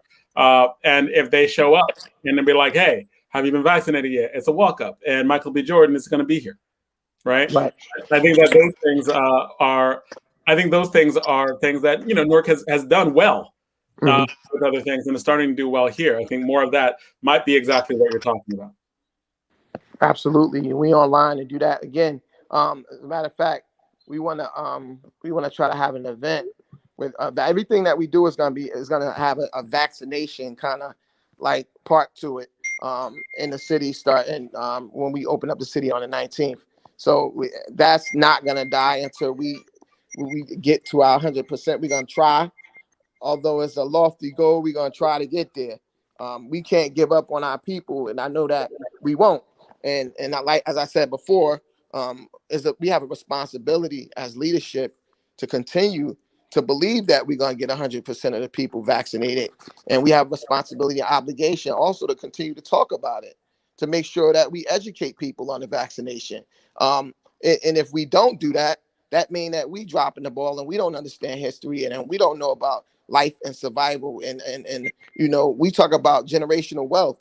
We're not going to have any wealth if we die. So we got to talk about that. All right, and welcome, Reverend Tillard. Welcome on The Vote. Glad to have you. Well, it's always a pleasure to be here, and good evening, everyone. Good evening.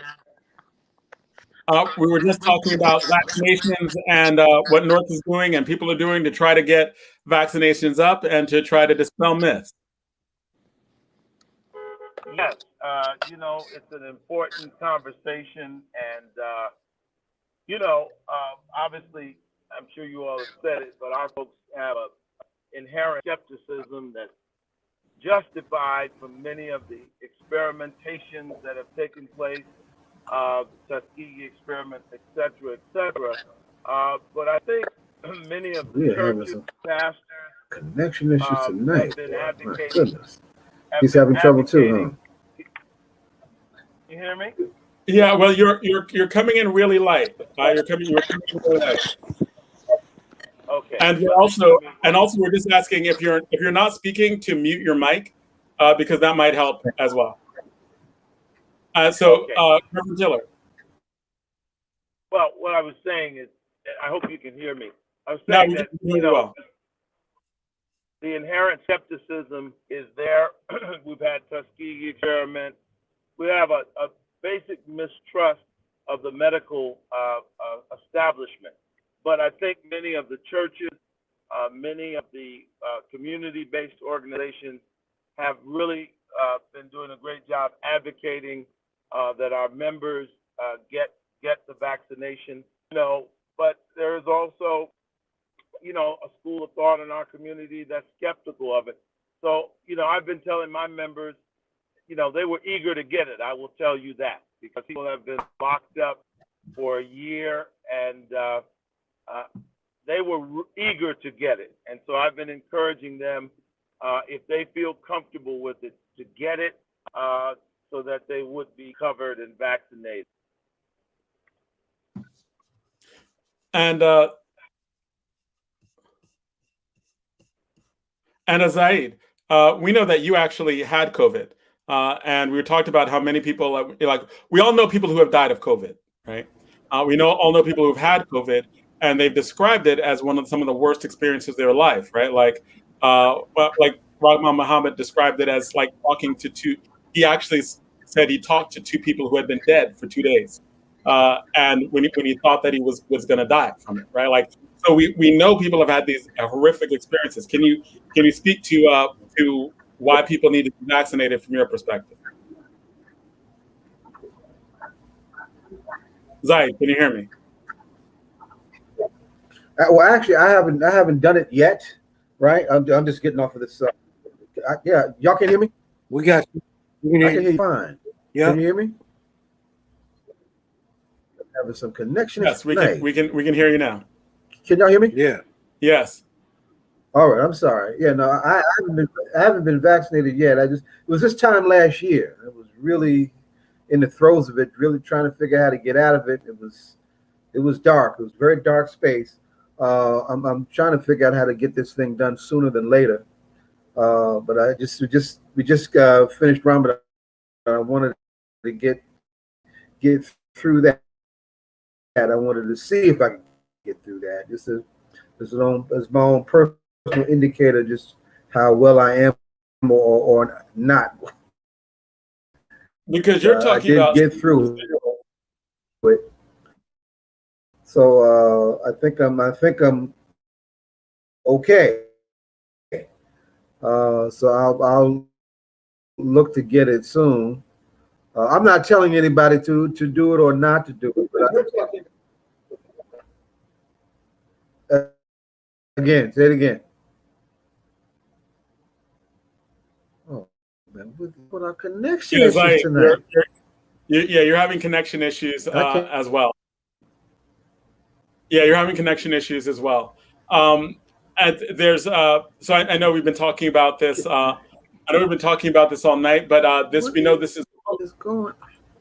Yeah, Zaid, you might want to go back and then come back in and check your connections again. So let me go in another area. So what I want to do is we haven't had Mitty on in a while, and so now that he's back on, as the heavyweight champ in the division of the vote, I wanted to ask him. So, Mitty, have you heard this? Have you heard what's going on as it relates to James Clyburn with his statement this week about, he's talking about this whole thing with the police and so forth. What's your opinion on that as he talks about qualified immunity, saying it doesn't need to be part of this whole bill around police reform? What is that about? I don't know what that's about, but I would love to hear the statement. I didn't hear the statement. So what he said is he said that in order to get this whole police reform thing done, he's saying that ought not hold up the bill, right? We ought not be pushing to have qualified immunity inside the bill. He's saying we should move forward without it. And that's one of the problems. I mean, the fact that these guys got qualified immunity, that's one of the major sticking points, right? I was hoping that, Tamika would have been able to check in tonight, because she said, oh, hell no. She said, well, what we don't want police reform if we can't have qualified immunity, because, I mean, basically you telling me these cops are going to be immune to killing black folk? No, that's not. And Mitty, before you answer, what I said to the man when he was on last month, and this is true, Mitty, if you and your brother wasn't running the city of Newark, hell, them cops in Newark would be out of control, beating the hell out of black folks. Are you kidding me?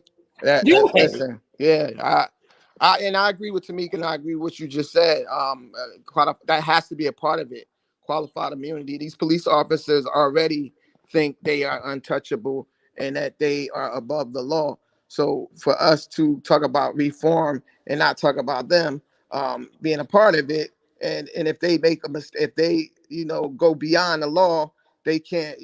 Nothing can happen to them. That's ridiculous. I don't understand that. But I want to step back a minute when we talk about reform and we talk about police reform in this country, and nobody doing it like we doing here in Newark, New Jersey. That's right. So we the leader of the police reform, and what we have started in Newark is a movement that I hope everybody gravitate and understand. Where they talking about taking money and from the police department, we did that. Like we actually did it and created an office of of violence prevention, right? Which includes domestic violence, emotional violence. We talking about all kind of violence, and we treating violence as a public health issue at the same time.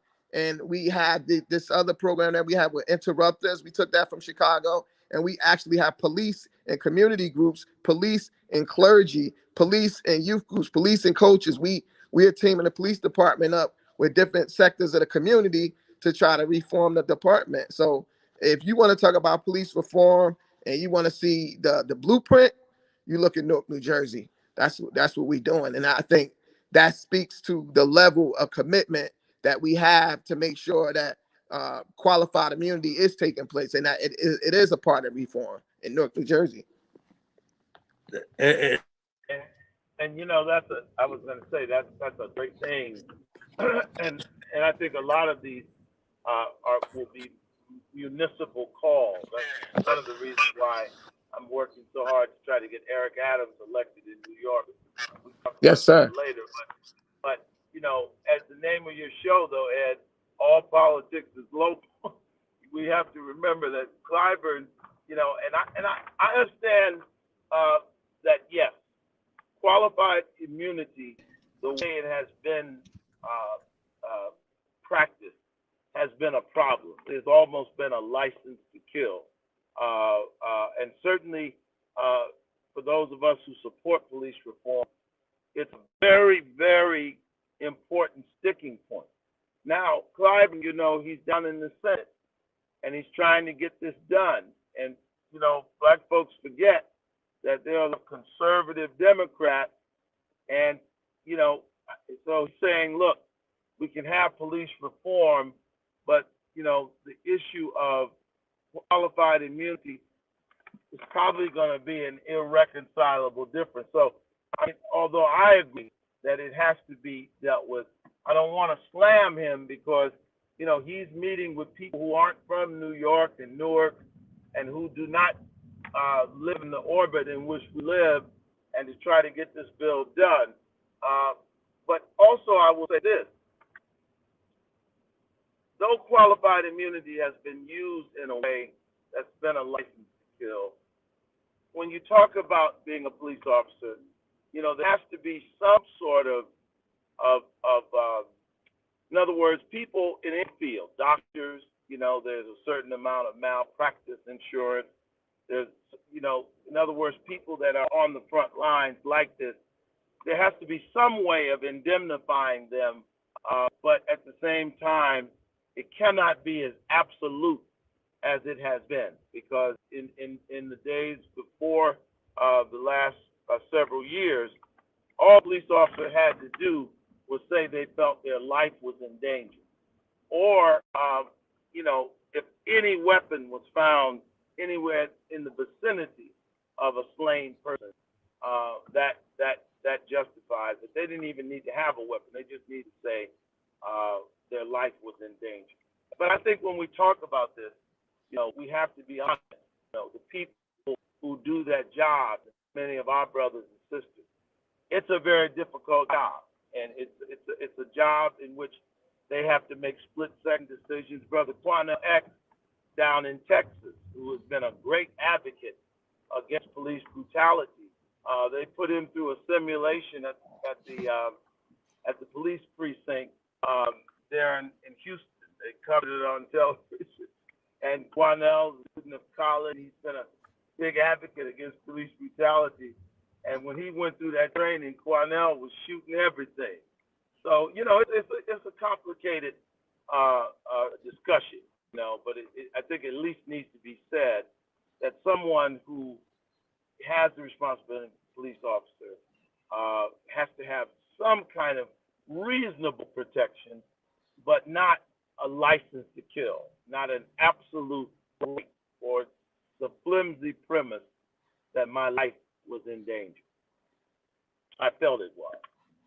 Well, but that's what it's been though, right? In the Black community, it's been that qualified immunity is basically allowed these cats to get away with killing Black folks. And what I said, you know, I mean, you know, when you think about it, I mean, the reason why we have the quality of life that we have in the city of Newark and not scared the hell out of police, right? You know, when they pull up to us, it really is because of Miri Baraka and Midi Baraka running this city. Because without that, Conrad, I mean, it's like, I mean, you don't know what the hell is going to happen when somebody pull up to you. Just the mere fact that the mayor would say something like in our city would say, well, I don't want you to stop them for you know, just make any petty stops, just stopping Black folk and having interactions with them. I mean, that, you know, that goes a long way because that shit can just go bad quickly, right?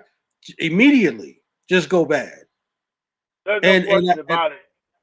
And I don't know about you, hell, I get nervous when cops pull up behind me, man, and ain't nothing, and I'm correct. I have my whole life, and still do, and as we all do. So, you know, I understand, you know, but I think that, and it'd be interesting. I'd love to know. So that means the police officers in the city of Newark have no qualified immunity. I'm No, love no, to know what. No, that doesn't mean that, and that doesn't mean that. And I understand what you're saying. There are some, you know, police officers, and the job is very difficult. But the problem is that a lot of the police officers, they use that as a shield, right, to go beyond the scope of their job and they call of duty, right. So they do have a qualified immunity to some certain extent because of the job, some part of the job. But what we here to say is this: is that we need to put in place some qualified immunity for Black people, right? For people that live in a community under siege, like, because most times when we pulled over, most times when we stopped, we got too many examples of Floyd. We got too many examples of all of it, and we can't allow these police officers to use the badge as a tool and to allow them to use this principle as a way to destroy and hurt our people, right? And they need to know. That's why we have the we had something in Newark called the consent decree, where, you know, the federal government came in and you know, they watched over Newark for a period of time because of, you know, people that we hired, and I'm just gonna be frank about it, folks that old time guard. They the one created this consent decree because they was the most crooked cops that we had on the force. And now we got to have the government watching every, you know, cranny, everything that we do. But at this time, that's why we have the Civilian Complaint Review Board as well, right? All of that stuff is out of fear that cops will use their badge, use this qualified immunity principle as a way to continue to hurt our people. And it is a tough job. I get it. But we can't give police officers more ammunition, right? And more justification to act the way that they do. Right. And I think that, you know, and that's the part that, you know, the fish stinks from the top, from the head. And yes, sir. When you have an administration that has made it clear that this kind of usage of that principle will not be tolerated. And I think with the activism in the last several years and the increasing cry for police reform, qualified immunity now will mean what the name implies. qualified immunity.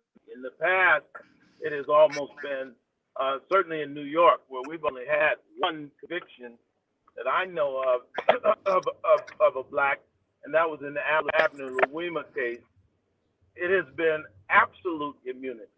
And that certainly is something that cannot, because as I said before, and as we all know, all a police officer has had to say in the past, without any evidence, was that my life was, but it's, it's a complicated situation. It is. You got DAs that principle dealt with DAs when they decide to charge or indict, and then you got for many years that in the police officer's head, they accepted, and you always had acquittal even when there were prosecutions. So, that's another argument for jury duties, but it is a complicated question, but we have to fight. I agree for that principle, because police officers, like ministers, like pilots, you got to do your job, but there are ethical standards that you have to be bound by something. You can't just have a free hand. Right. Hey, I was going to say, here. right, I was going to do the same thing. We're just here. Welcome her here. Donna's also here. I just want to see if you have anything to say about this. Okay. No, I know for me, I know that Conrad gave a great example when he said, doctors have malpractice insurance and there's some accountabilities to doctors. And I can remember at one point, my doctor, my GYN leaving the field because the burden became more on him than it did maybe on them to protect themselves from an insurance standpoint. If there was a malpractice lawsuit, that the burden became heavier to the doctors, to the point that he retired, I remember.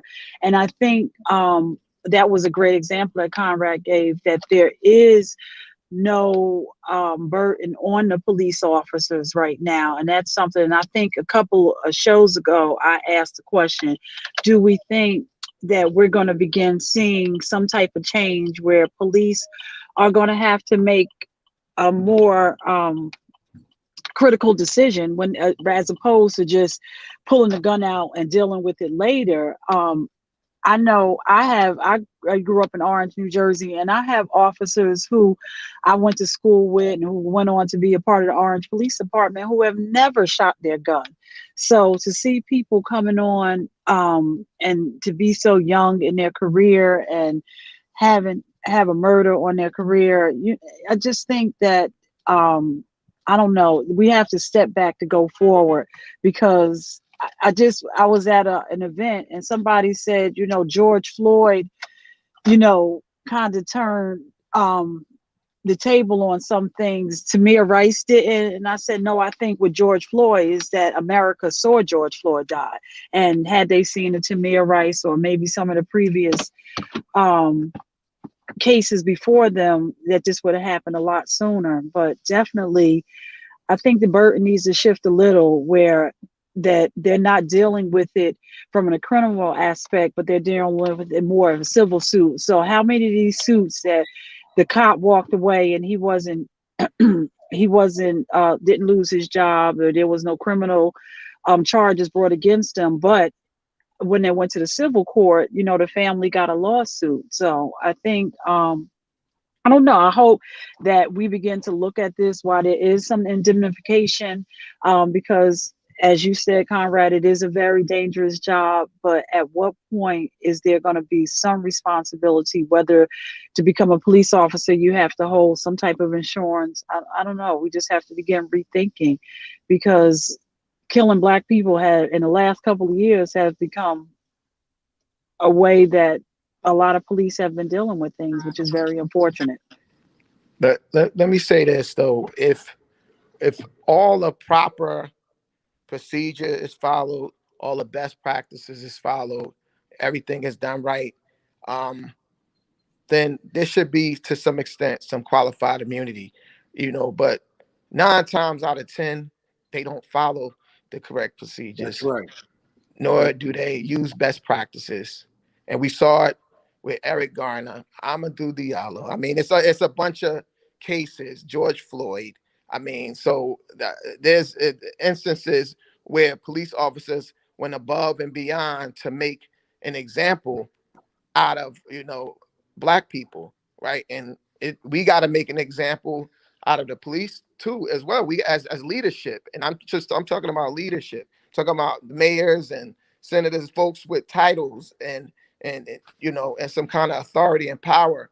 We got to make sure that we protect our folks, and we need to make sure that the police understand that you cannot get away with that, and that there is a way to do things. Like you said, there's been cases, even in Newark in 2020, we no police officer even fired a gun, right? And that's something that we could speak about. I stick my chest out about that, because this is a Black community. It don't get no blacker than Newark, New Jersey, and that has no cop has pulled out a gun. That is amazing. So we if they're doing that, if they're pulling out their guns, if they're not following a procedure, they need to be held accountable, and they shouldn't be rewarded for doing that. Rakia, we want to bring you in on this. Hey, y'all, sorry about that. I had a little bit of an emergency, but it's good to be on. This, I agree that police officers should be held accountable. I think all electeds should be held accountable. So, and civil servant professionals. So the thing for me though is that in the case of Newark, for example, right? I would love for you all to do a case study around, one, how you got to a space where, officers did not shoot their gun at all for the whole year of 2020. Would love to hear, some of the, things they were faced with and how they responded, right? Because I think that's an important example. And I think the case study, walking us through that process, is really what's critical. Because when we talk about accountability, if we don't talk about how we prevent this stuff from happening in the first place, to me, it's like we're missing the boat. So yes, do people need to be held accountable? Absolutely. Absolutely. Do I think training is going to shift policing across the nation? Absolutely not. Absolutely not. I do not think the institution of policing is one that is good for Black people, period. I think with I hope we'll find with the case of Newark, in a Black city with a predominantly Black government, I believe a predominantly Black police force, is that there's something different going on there than traditional policing. And so I'm hopeful that that's what we'll see, but I don't know, so I would love to see that case study. In terms of qualified immunity, I think that there has to be a policy that in the interim, right? Because my goal is to get to a place where we don't even need the institution of policing, and we've created a different form of accountability that actually keeps us safe. And we've invested so much into mental health services, so much into youth programs, so much into housing, so much into all these other things, that the instance of needing a huge police force is gone. And I don't know if I would say we need it now, right? We have it. But people's perception that we need it is gone. And instead we have a different circumstance. And so, sorry, because I'm a little thrown off, and we have a bunch of stuff happening around outside here right now with the trees. But I think that, the qualified immunity part has to get to a place where a policy that allows, I agree with Brother Mitty there, that qualified immunity should only come into play after it has already been determined that all processes, all procedures were properly followed. Now, the problem with that is it still needs to be with an independent body, an independent community review or some other review, because what we find across the nation is that when police forces investigate police forces, you see no police prosecution, right? You see no police wrongdoing. Even right here in the city of Jackson, there had never been a referral for prosecution for officers wrongdoing until my brother took office, until the current mayor, Mayor Lumumba, right? And we had at least 9 police-involved shootings just over a year ago, right? About 2 years ago now. And this was the first time that all of those were referred for prosecution. In years past, they never had not one case be referred for prosecution. And this is a predominantly Black city with a predominantly Black, a 98% Black police force. Wow. But Rakia, that's why I tell you, I think it comes down to leadership, right? And you know, and so, you know, I know what Newark was like under Cory Booker, right? The number of murders that we had in the city, right? Above 100, almost 150 murders. I mean, and you think about that, and you think about the interactions that Black folk were having with police in a predominantly Black city, right? That, I mean, you know, just some of the incidents. And that's why I say, you know, and I'm not just saying this because Mitty is on or when the mayor's on. I mean, I'm telling you what we see. And I'm telling you the level of comfortability. You also feel that if there's some shit that goes wrong, you also feel that, you know, at least I do, you know, I feel like, you know, you can get the mayor involved, you know, and I'm sure that's the same thing in Jackson. We can get the mayor involved because they're going to see themselves right in that. Like, well, wait a minute, let me take a look at this thing. But you know what really happened?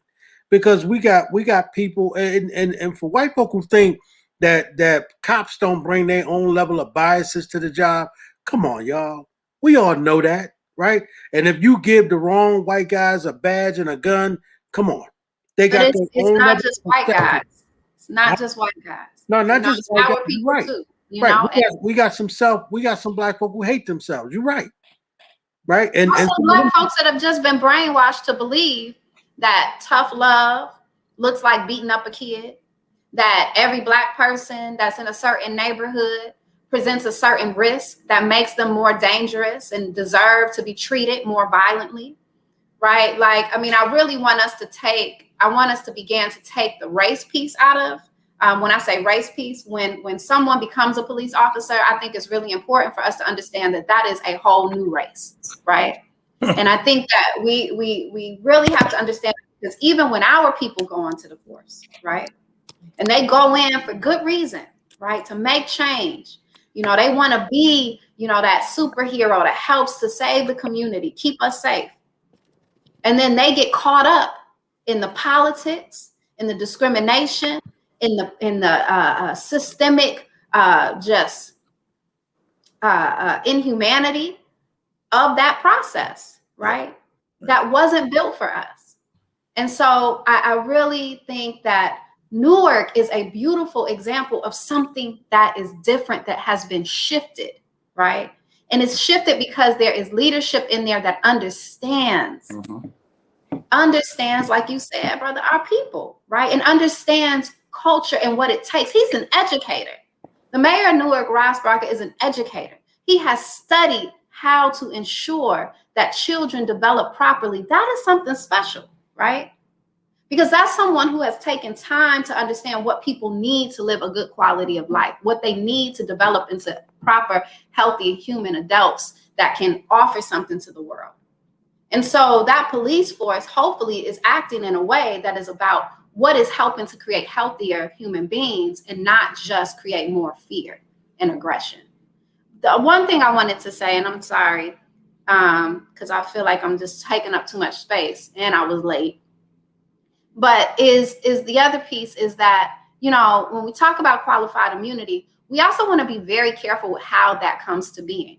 Because, for example, doctors, medical professionals don't have qualified immunity most of the time, right?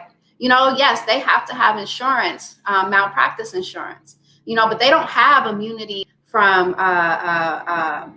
you know, being sued. And in some cases, they don't have immunity for wrongful deaths in terms of if they feel like it was an intentional criminal act to harm someone or to kill someone, right? That's right. So I think we got to look at it like that. And we have to also look at it in the sense, people choose to a profession. So you choose a certain level of risk, right? You know, in the same way that violence interrupters who go out into the street without a gun, without any weapon, choose to put themselves at greater risk for the betterment of our community. And they sure as hell ain't got no qualified immunity, right? Right. They don't have anything protecting them, right? And so I just think we got to be a little more critical. Look, can I say that, you know, I don't disagree with anything that's been said, but I think what happens is with police forces, again, it depends on the kind of leadership that's coming from the top. For example, Eric Adams is running here in New York, and Eric was a captain in the NYPD. He eventually rose to the rank of captain. And, you know, here's a brother I've known for 30 years. When he was on the force, when he was working, if there was an unjust police shooting, if there was a police action that was improper, Eric would be protesting with us, standing with whether it was the Nation or Sharpton or various community groups, victims, families, and then he'd be back at work. So the only thing that I want us to always do is that I've worked with too many brothers and sisters who were law enforcement officers that, in my view, they are the linchpin for our success and our protection, because there are people out here that are in that field that really want to serve. And my concern is that when we have this conversation, I've heard some of the younger people have this conversation, disqualifying people because they were cops, or dealing with a utopian vision of a community where there's no such thing as law enforcement.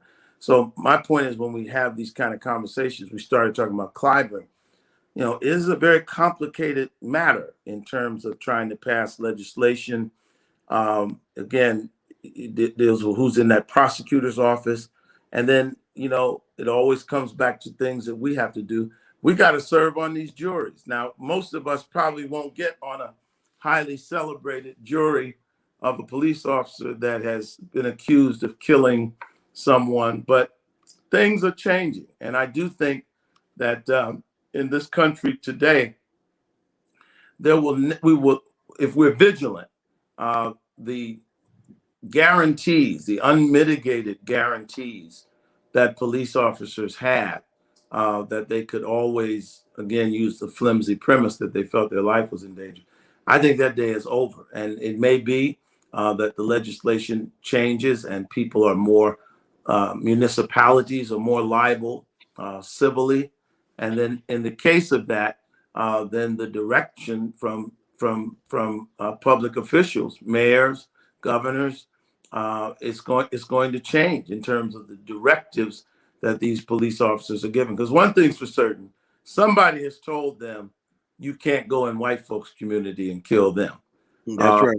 I saw a police officer in Houston the other day. There was a tiger that got loose in a neighborhood in Houston, which is crazy to me. I saw them, they took the tiger back through the front door of a house. I don't want to live anywhere where although a brother in New York had one in the projects up in Harlem. But the calm that the police officer demonstrated with a man-eating tiger coming toward him. I don't know if you saw that, but he took his position. He had his gun up ready to fire, but the level of calm that he demonstrated, I said, my God, you know, this is the kind of thing they're capable of, but we don't see it in our community. That's right. That's right. So you know what I also wanted to ask while Mitty is on, do we also think that what helps is that when you hire police from your community, Do you think that makes a difference? Because oftentimes I believe that when people are not from the community, it's often hard if they don't know the culture of the community. That makes a difference as well. And I know Mayor Baraka was adamant about hiring people from the North community. So is that one of the things that does he believe that made a difference? I think Mitty is muted. Yes, and also he might have stepped out because he's not on right now. It is actually 8 o'clock, but actually, if Rakai, are you there? Could you respond to that? Rakia or Mitty, could you respond to that? If you are there.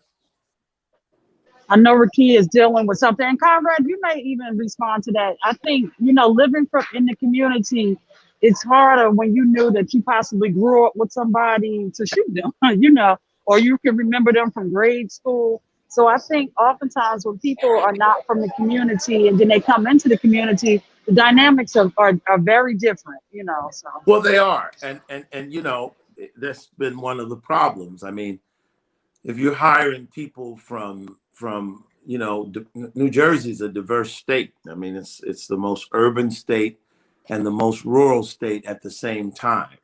And you're hiring people that have no background walking through Newark, and they have no background in an urban community, or they have no understanding of cultural diversity or understanding of the community. That's a formula for disaster, because it's like a person has no concept of what community life looks like, or what family life looks like, or what joy looks like, or that sometimes people just walk down the street and yell. Okay. But that doesn't mean they are intending to hurt anybody. So yes, of course, it matters. Cultural competency matters in all those. Here in New York, we have a program where many of us have gone in and done sensitivity training, either at the academy or in the precincts.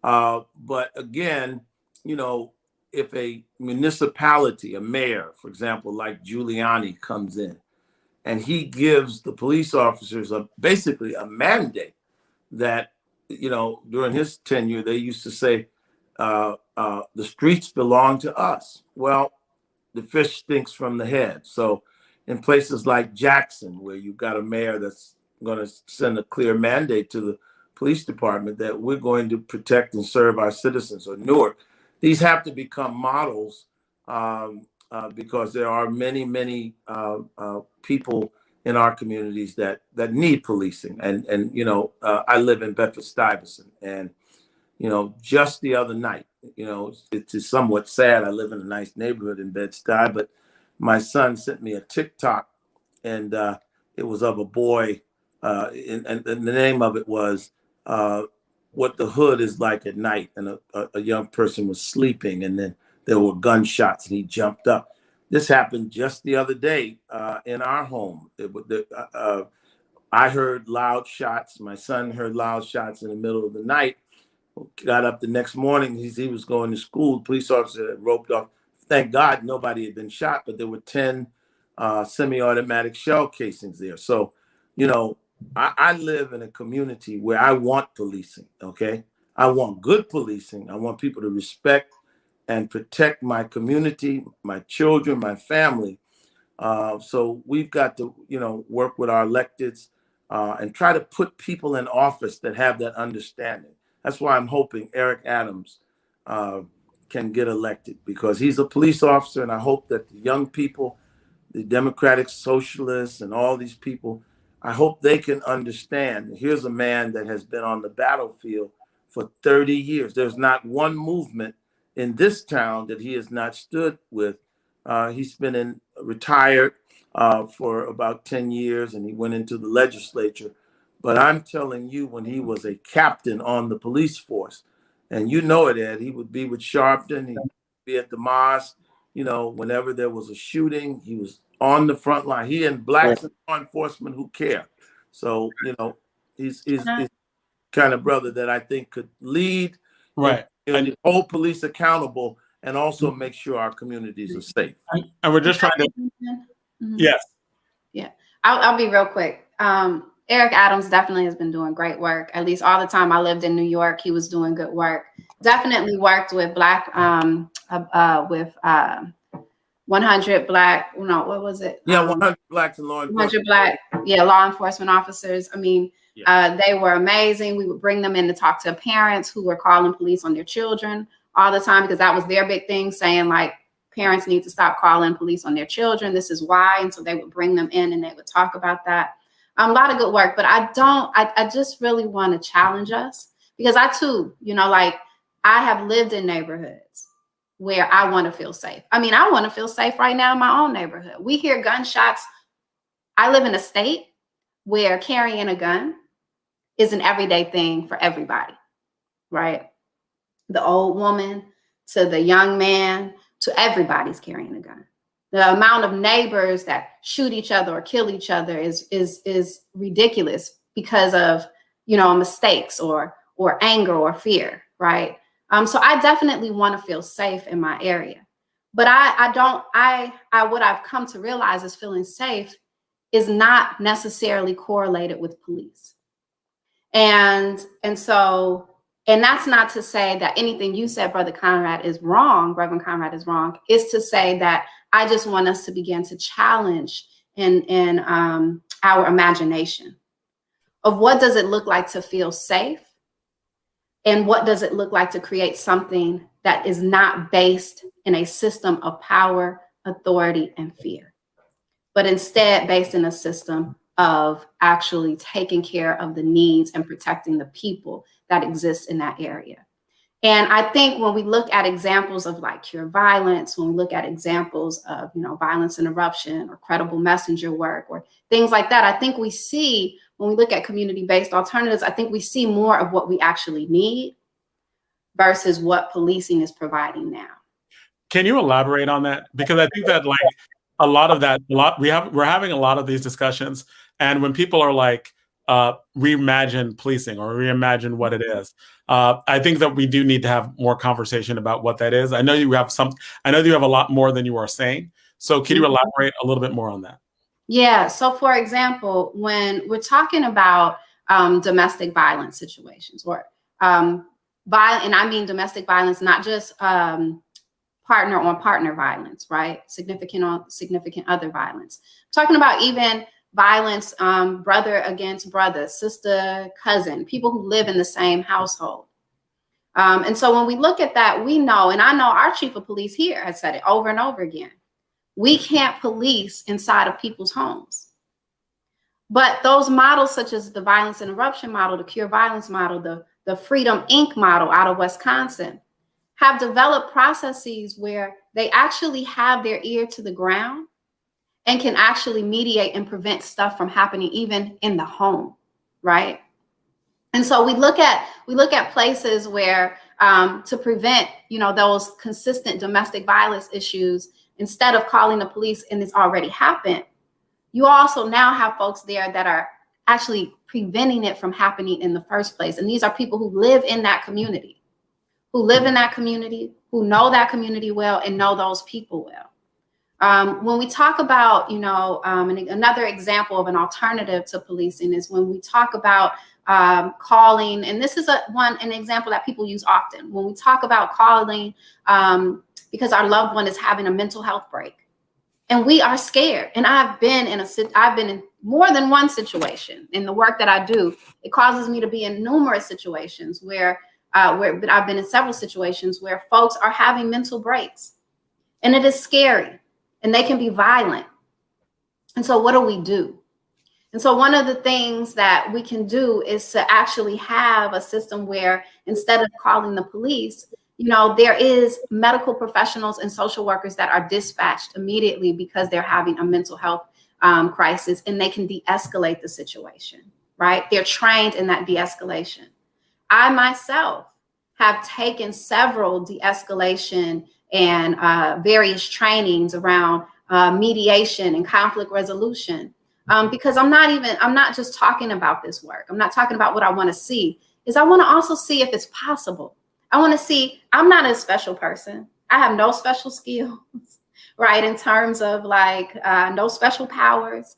I'm a regular, everyday person, you know, and I wanted to see, could I help to de-escalate some stuff?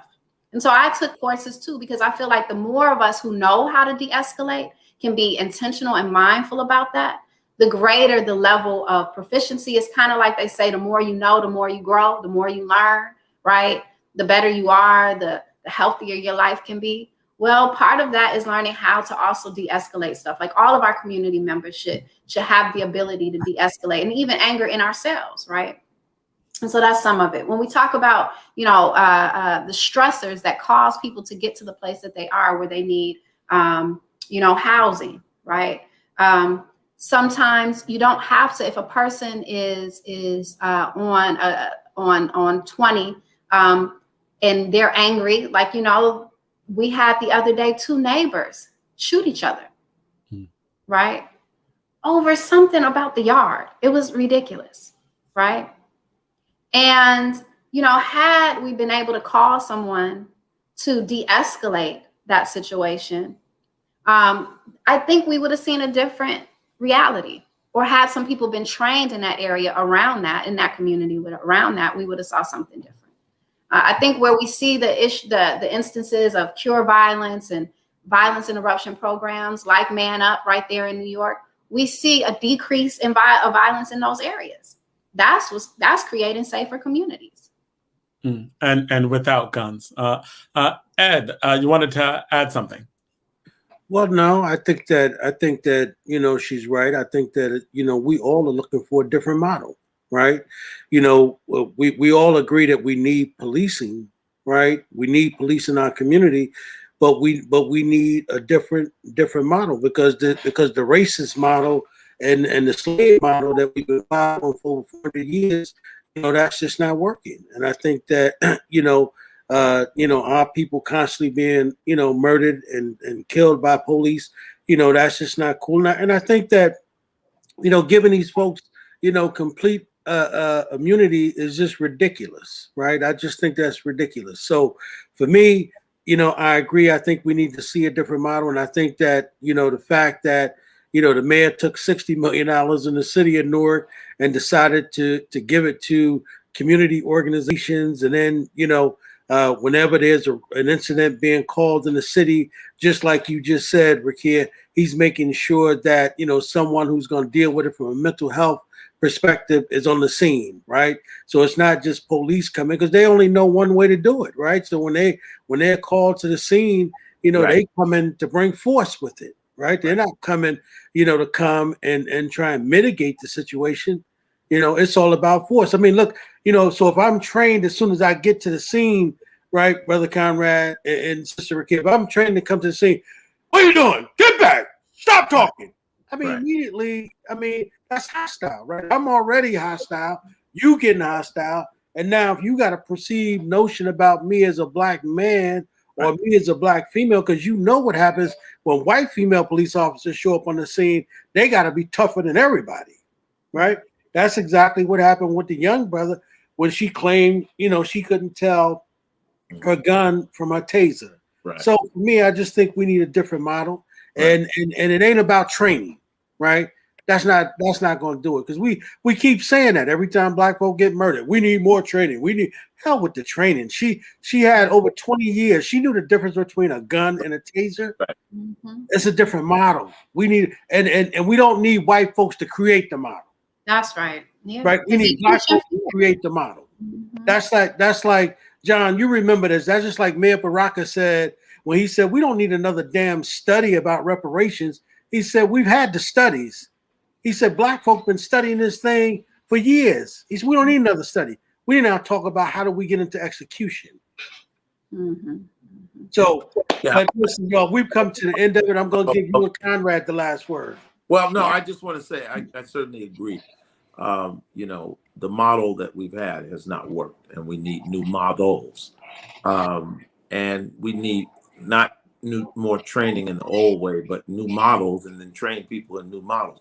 But I'm glad that people raised this question, because there's several things that we have to do. Number one, we got to teach our people to stop legislating personal family issues by calling the police. Okay, that's important. And Rakia talked about a future vision of a community where that doesn't take place and that there are alternatives.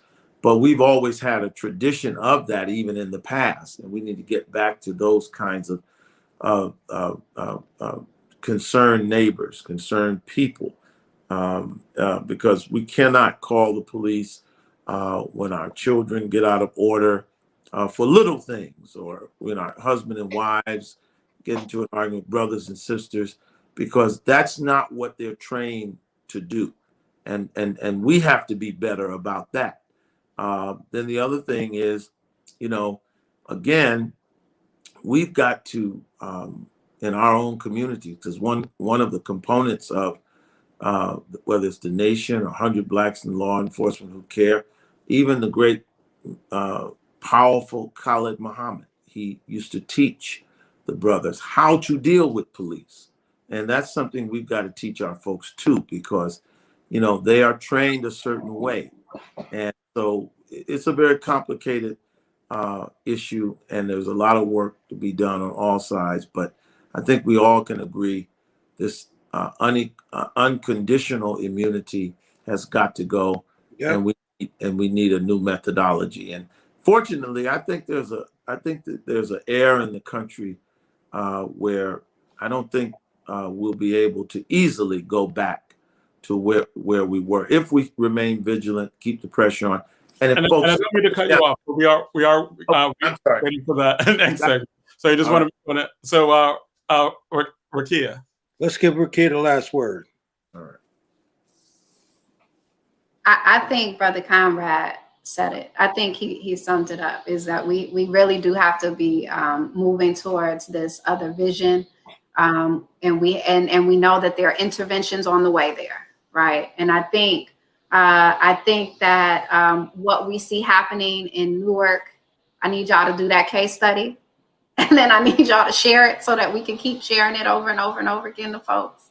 60 is the example. We have to start putting more money into community. We have to start putting into community-based programming and services that are going to solve the problems that are currently existing and causing the violence in the first place that we're trying to respond to.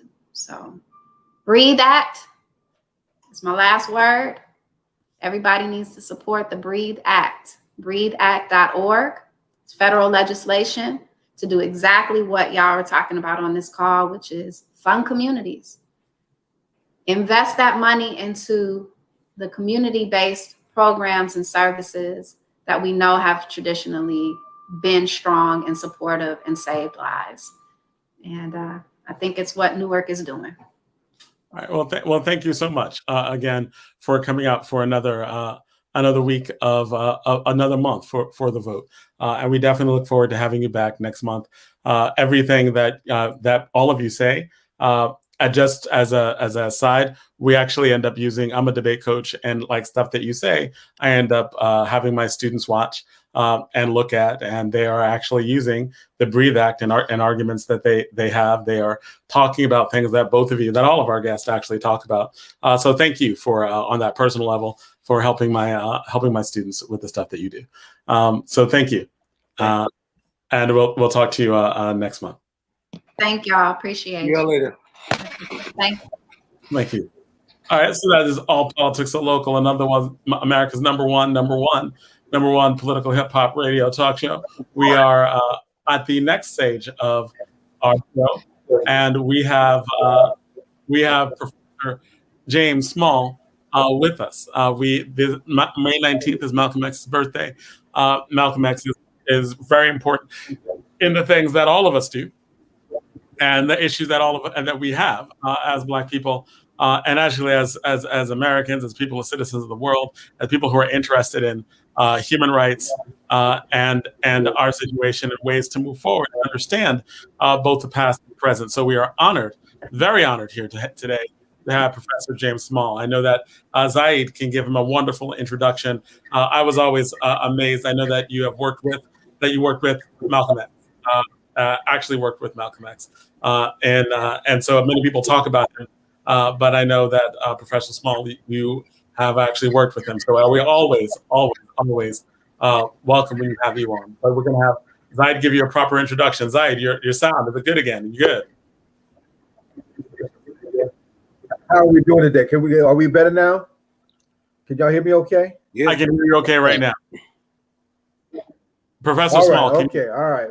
Well, let me do this. But don't do a long introduction, Zaid. People know me generally who I am. Well, we gotta make sure you get the proper respect, right? Like, I know you're humble, right? That's good. We are glad that you're humble, but everybody needs to know who you are. So Zaid, give him that. Give our beloved professor that proper introduction. Well, see, let me do it this way. Folks talk about the warrior scholar, and romanticize, scholars when they speak up on things and come under fire within the academy. Then there's those scholars that are organically involved in our struggle, that are involved in the wars that our people are actually involved in beyond the safe space of academia. This brother is the true warrior scholar, right? This is the brother who was in the trenches in the OAAU and was the link to the Black Panther Party for the OAAU. This is the brother who led an armed demonstration and was responsible for bringing Africana studies to City College in Harlem. It didn't come out of the sky. It came from real warriors making things happen, right? So it is in this tradition that he became a scholar, right? And has been responsible for training not just scholars as scholars training scholars, but also training men and women to understand their place on the battlefield, right? So that's how I did. That's why I love this man so much, and have looked up to him for so long. And we're honored to have him because we wanted him to talk about certain things that are just beginning to come out in a tidbit fashion about certain things about Malcolm's legacy, particularly his mother, his big sister, and some things like that we wanted him to expand. And also, I mean, he's been the caretaker of an important mission that he was given by the OAAU, right? The mission of upholding that image, devotively for over some 55 years or so, right? And under this COVID cover, even under this challenge of the COVID-19, he's been faithful in getting that done. So he's one of the best we got in terms of Black manhood. So I give you Baba James Small. Thank you, Baba Zaid. I hope y'all heard me. An honor. We have been having to be with the brothers and sisters, who are in struggle. A lot of time people think struggle is a conversation.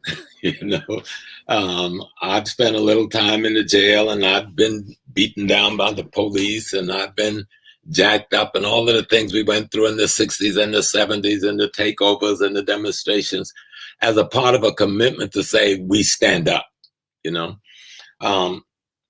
What I think is important for the moment for me on Malcolm was his term of Black nationalism, which sometimes get off of track. When asked what did he mean by that, and that's where I missed some of the piece about Newark, but Newark becomes such a good example. Black nationalism, Malcolm said, is you must control and own the economics, the politics, and the culture where you live. You see, and when it comes to the issue, say, of police brutality, well, we left the police thing of our community to our enemies. And we said, we don't want to be the pig. We don't want to join the force. Then who's going to join that force? Who's going to police our community, if not us? So I've been advocating. Some people get a little uptight with me. When I was at City College, I would pass out the police application. I wanted people to join the police force, join the fire department. Let's control the agencies. I don't want to be in other people's community. Let them do that. But in the community where we live, we should be the police. That's how you end police brutality. Drive our enemies off of the police force, and we become the police force. Newark has done the best job of any city in the country to move towards that. And note, they're just beginning to whisper about it. It's been going on for a minute in the national news. They were not talking about it. Now they're forced to look at what's going on in Newark, in that majority Black city that they have ignored through all of this and the success they're having. I remember in Harlem in the 70s, there was a Black police director named Chief Inspector Eddie Waits.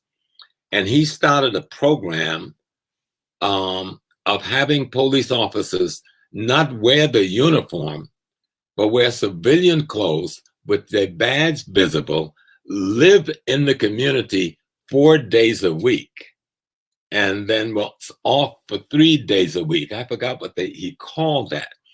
And it was very successful, but the establishment crushed it, you know.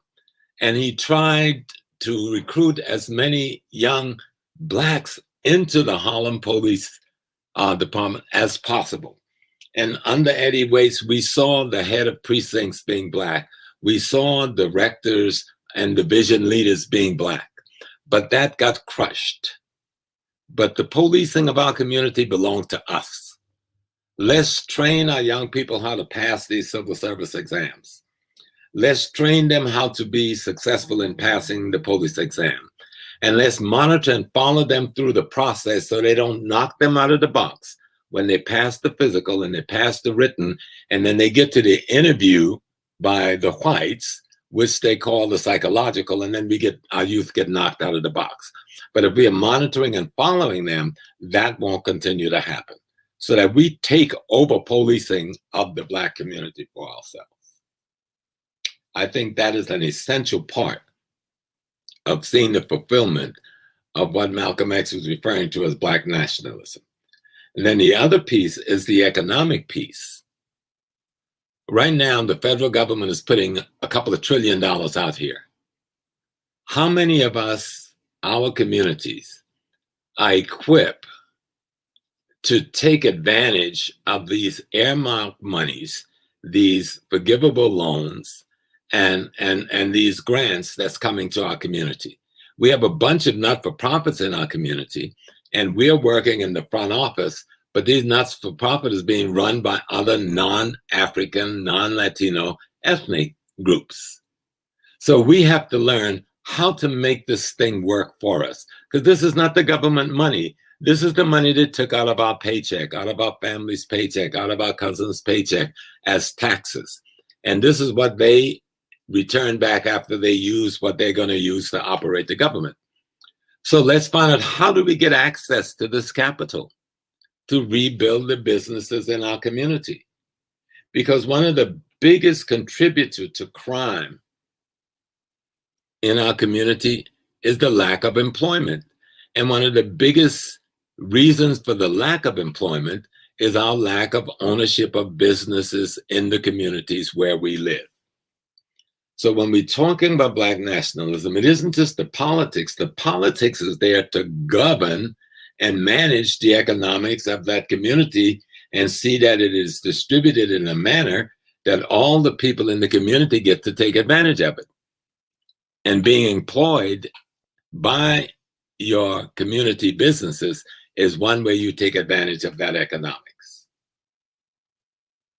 So I think when we think of that, and then we think of where he went into nationally, trying to look at imperialism and look at colonialism and its effect on us. What's happening in America? We call it white supremacy and racism, but hello, it's imperialism.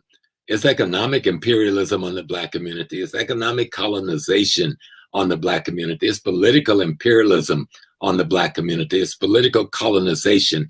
And just like you have an army invading Africa, the army that we call the police department of non-African people have invaded the Black community and is occupying it as any imperial instrument does. So as we study imperialism, don't remove it so far from the Black community that we don't see how it works and affects our lives every day. Is it? So what you're saying is these lessons that you learned in the 60s, that you learned from the work that you were actually doing, they are our everyday realities right now. Absolutely. If you don't take control of the economic, politics, and culture where you live, you're a slave of the person who controls it. If you don't get control of the land, the labor, and the resources where you live, you're a slave of the people who have that control. That in any definition is colonialism. That in any definition is imperialism. That in any definition is enslavement. So really the analysis that you're talking about is like, we live in Newark. We might live together within certain communities, but look at where we live as little nation states. Is that what you like Newark? Absolutely. Absolutely, that's what I'm saying.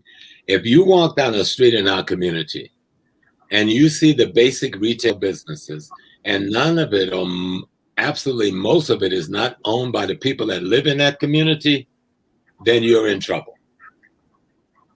You see, if you're not delivering the goods and services to yourself so that you can hire your son and your neighbor's son and your nephews and your niece and your cousins and the brother that graduated from school with you, if you're unable to do that, then you are being oppressed by someone who is able to do that. Because as Malcolm said, when the sun goes down, that money was taken to another part of town. Now, it sounds like a little ditty and a little joke, but when you look at it in reality, it helps create the poverty that we are constantly trying to struggle out economically.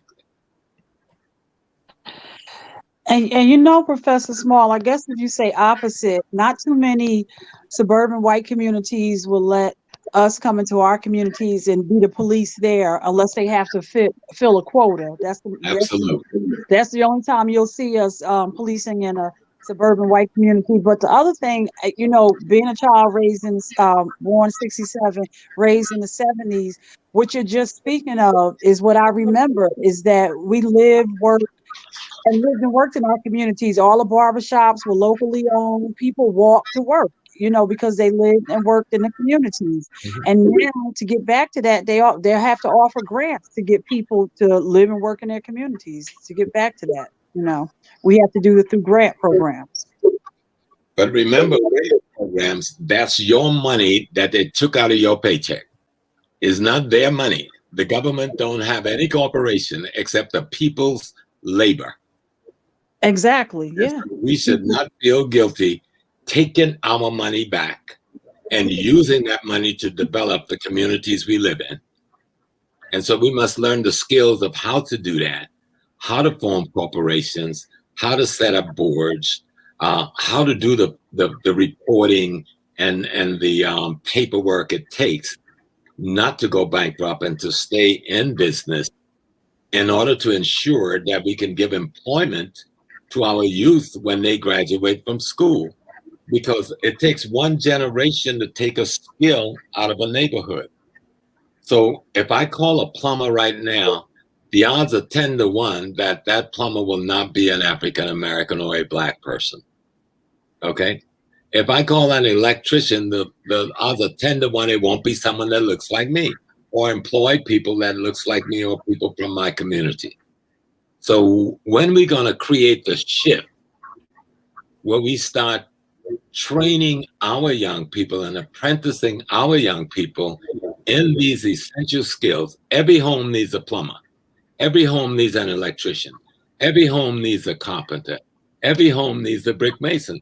We have let all of these skills, which are very local skills, be given to people who don't live in our community. And Professor Small, what happened was the barbershop, the barber, all the local businesses in our community, they worked very hard to send their children to school. Their children went and got college degrees, and then they didn't have an interest in retaining that family business that put them through school. Right. So that business closed, and then that vocation was not replenished in our community as well. Because I can say that I grew up in a community, and probably if we grew up in the Oranges, North, and Harlem, that our community were all local Black businesses that lived here and everything. But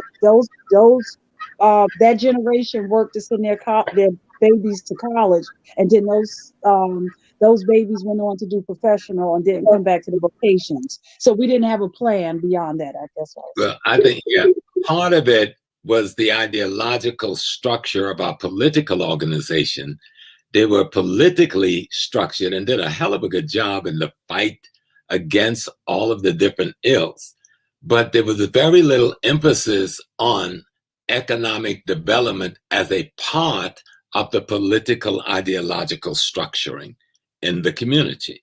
And I think that to my brothers and sisters who are heavily vested in political and ideological structuring, you've got to understand if you're talking about building community, then the economic is the foundation. And so part of your political ideology has to be about the sustaining of the economic undergirding of the community. And so that means we must constantly apprentice the next generation to take over the buildings, because everyone don't go to college, and everyone are not going to come out of high school equipped with the kind of skills that they can open businesses. But if we have businesses in place that they can apprentice in, and that we are deliberate in teaching how to understand bookkeeping, how to work a cash register, how to do inventories, how to understand how to get your trucker's license so you can become the delivery person to that local businesses, how to be sure that you can get your taxi limousine licensing so you are the primary carriers in our community of our peoples. These are things that we didn't factor in to our political struggle. And I think we have to look back and see we made a fundamental mistake on not factoring in the economic preparedness of the next generation to take over the community's economic function that we were trying to take over politically. And you know what's funny? I just had a conversation. I was just having a conversation about, I know, being a person that grew up in a small community, I never went into a grocery store for meat. Meat was always purchased at a butcher. But then these butchers, I guess, and strategically, they closed their businesses and then they went to the big corporations so they can probably get a pension, whatever the case may be. And as things were changing, and I don't know, just looking at the dynamics, but now those things that, to your point, those, in our community, and then that as now those things are coming back to our community, the small businesses and the vocations. I think we even spoke a couple of weeks ago about we have a vocational school and not too many, particularly African-American males are in those vocational schools. So we have to get back. And I have to say, for various reasons, that some of the teachers are still steering the students to go on to college, and they're not paying attention to the student and said, no, I want to be a mechanic. No, I want to be a carpenter. And they're saying, no, we want you to go get your college degree. So it's a conversation we need to have to see how do we better prepare our community to make sure that we're following our children's passions and dreams and being realistic as to where they're going to be successful.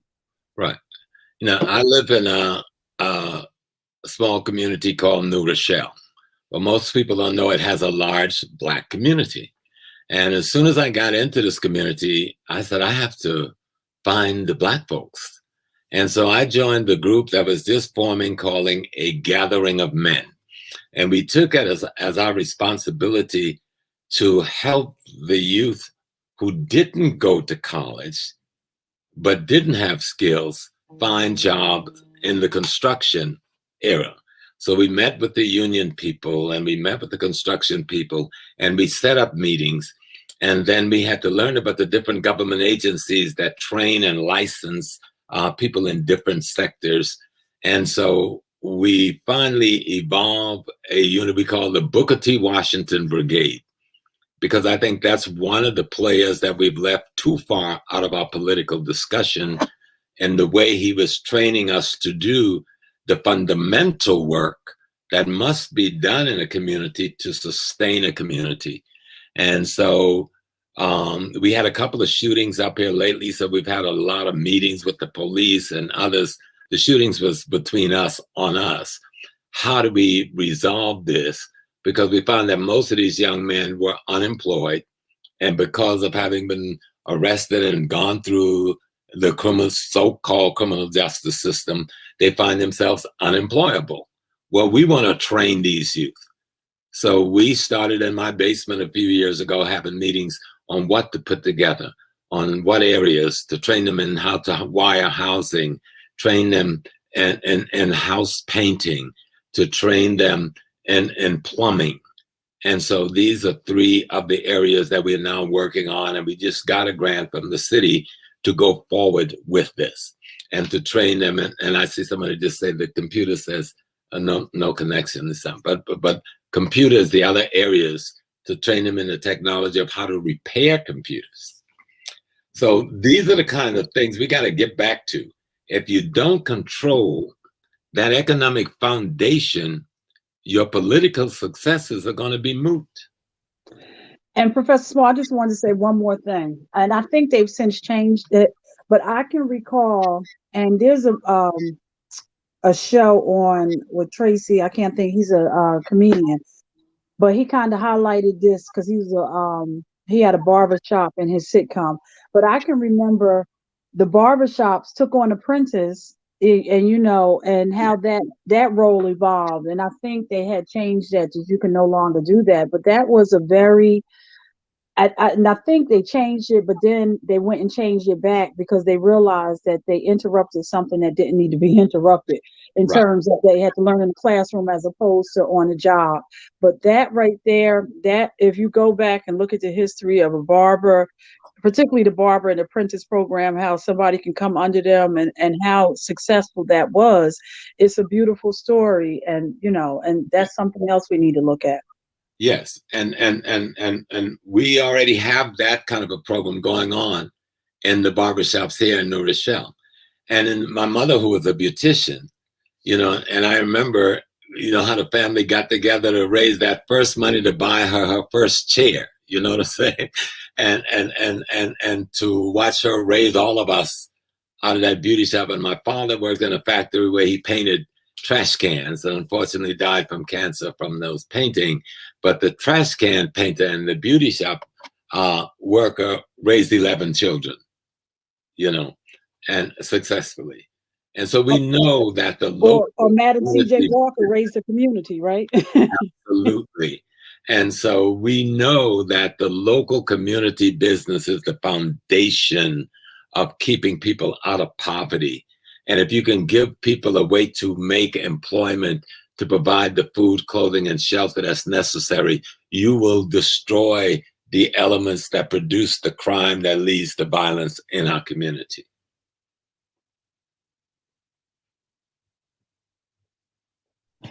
Jonathan, we can't hear you. We can't hear you. I got it. So yes, one thing that we want to also explore with Malcolm X, and I think this combines with our next segment in the show that we're coming into, is culture, right? Like, and when it comes to hip hop, Malcolm X is all through it, right? Inspired so much of the parts of the hip hop that I love.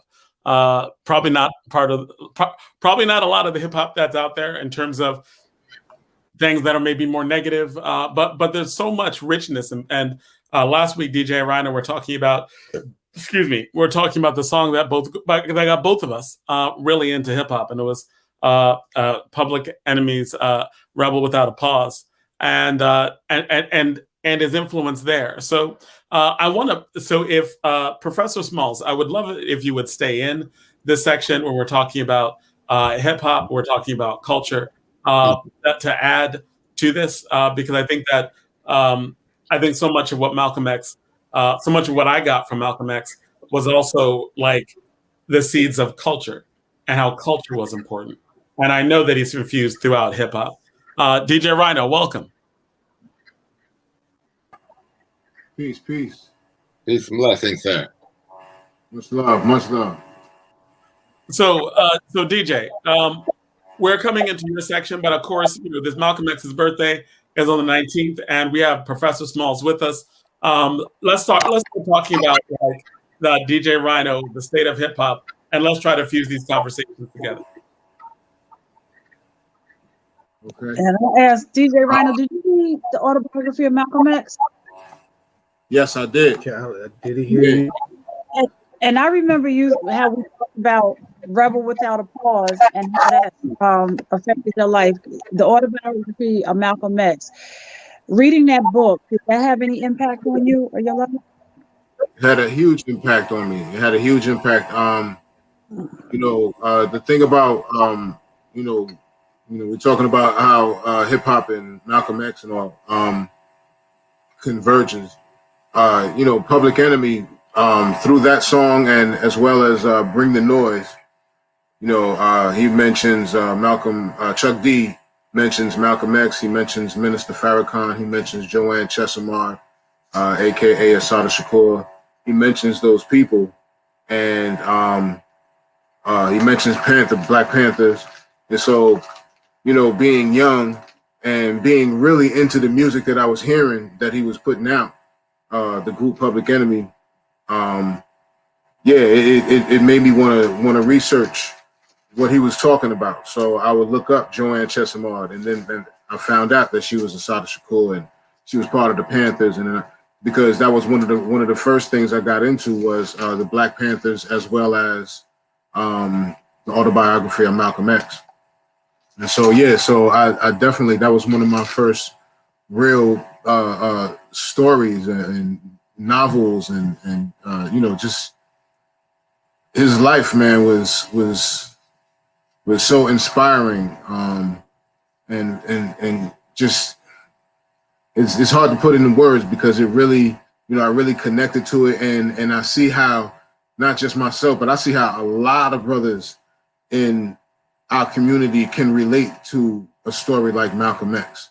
You know what I'm saying? And that's what touched me so much because as a hip hop artist myself, I was also writing lyrics at that time, and you want to know how to connect with the people. You want to be able to connect with the people, and just the way Chuck D connected with me, and then learning about Malcolm X and his life connected with me. You're just making these connections. Huey P. Newton was another one that connected with me when I learned about the Black Panthers.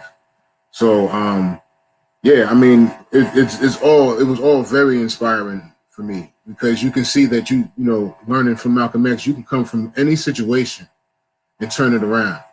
And throughout Malcolm's journey, all the way up until his last days, you saw his growth. You know what I'm saying? He was constantly growing and constantly learning about himself. He was constantly learning about humanity, and he was constantly reaching a new level of understanding life around him and who he was, and that's what it's about, right? Our lives are journeys. We're all on a journey. And so we have to constantly learn and don't think you know it all now because there's so much more to learn, and that's something you want to teach the youth because, when you're young, you think you know it all. You think you got all the answers. You think, it is what it is. But there's, we're always going to learn to the day we're not here anymore. DJ Rhino, I just want you to check your mic because every time you talk, you get this intense feedback that goes. I don't know if you can hear it or not. But when you're speaking, there's a little bit of there's like strong feedback that starts going through on it. So if you can fix anything on that end, in terms of mic, that would be really good. So I was going to ask a question. Oh, but Donna's going to ask you a question.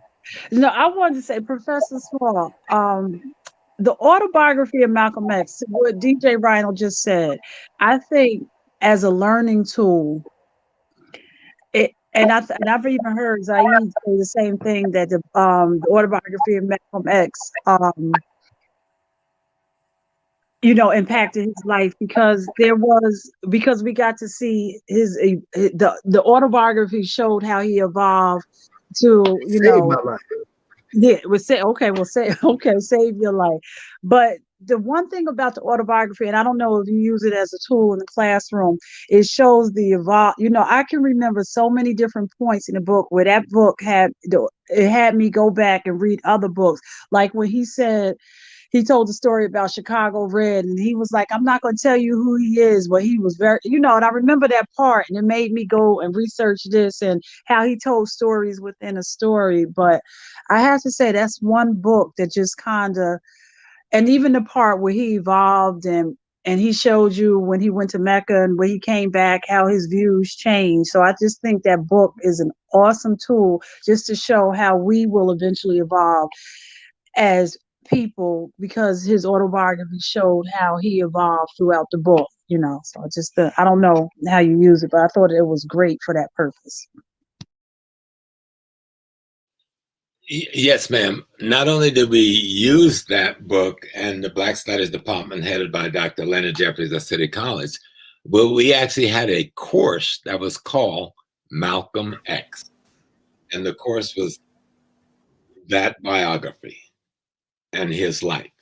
And it was one of the most popular courses in the department. But I know time is always a part of what you got to manage when you're doing this.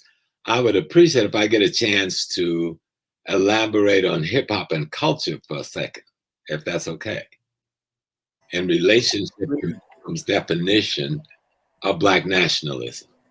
Absolutely. Right on. We're going to sit back and listen. We ready. Go ahead. We listening. Okay. When he said Black nationalism, when somebody said, Brother Mr. Malcolm, what do you mean? He said, you must control the economic, the politics. He used the word social in place of culture, but we know that social meant culture when we're speaking in the English context. The hip hop, I'd like to first say, is not a culture. It is an aspect of African American culture. And it is proven to be one of the most powerful of all of the cultural instruments that we've ever created. And I think we need to truly see the impact of hip hop when we look at especially the music and the poetry in terms of social commentary, and how social commentary is used to transform the views of the population that's affected. And hip hop proves to be a masterful political tool in terms of social commentary, with, Public Enemy just being one of them. When we look at Sister Souljah, when we look at Tupac and many of the others, DMX, look at the social commentary. He's talking about the condition of the people. He's talking about the response of the people to the oppression. And so is much of hip hop. And so that hip hop became such a cultural power instrument that people all around the world, all over Africa, Europe, and other places, people is using hip hop as a way of addressing the political and economic situation they find themselves in around the world. Because the social commentary aspect of hip hop just made it one of the most powerful tools of the late 20th and early 21st century. DJ Rhino, just a comment on that.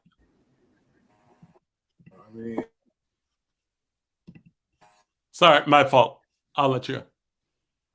Yeah, you got me? Yeah, I was trying to unmute you. We're unmuting each other at the same time. So what was your comment on that? No, I hear what he's saying. It's this whole thing is inspiring. Even before we had this conversation, I was thinking about doing something on May 19th.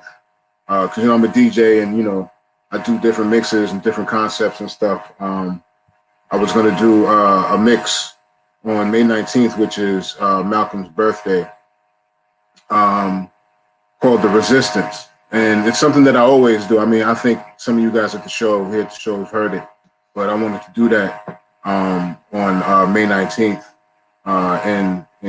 in honor of Malcolm and what he stood for. And yes, in that mix, it's hip hop from all coasts of America, from all eras, from the beginning of hip hop till now.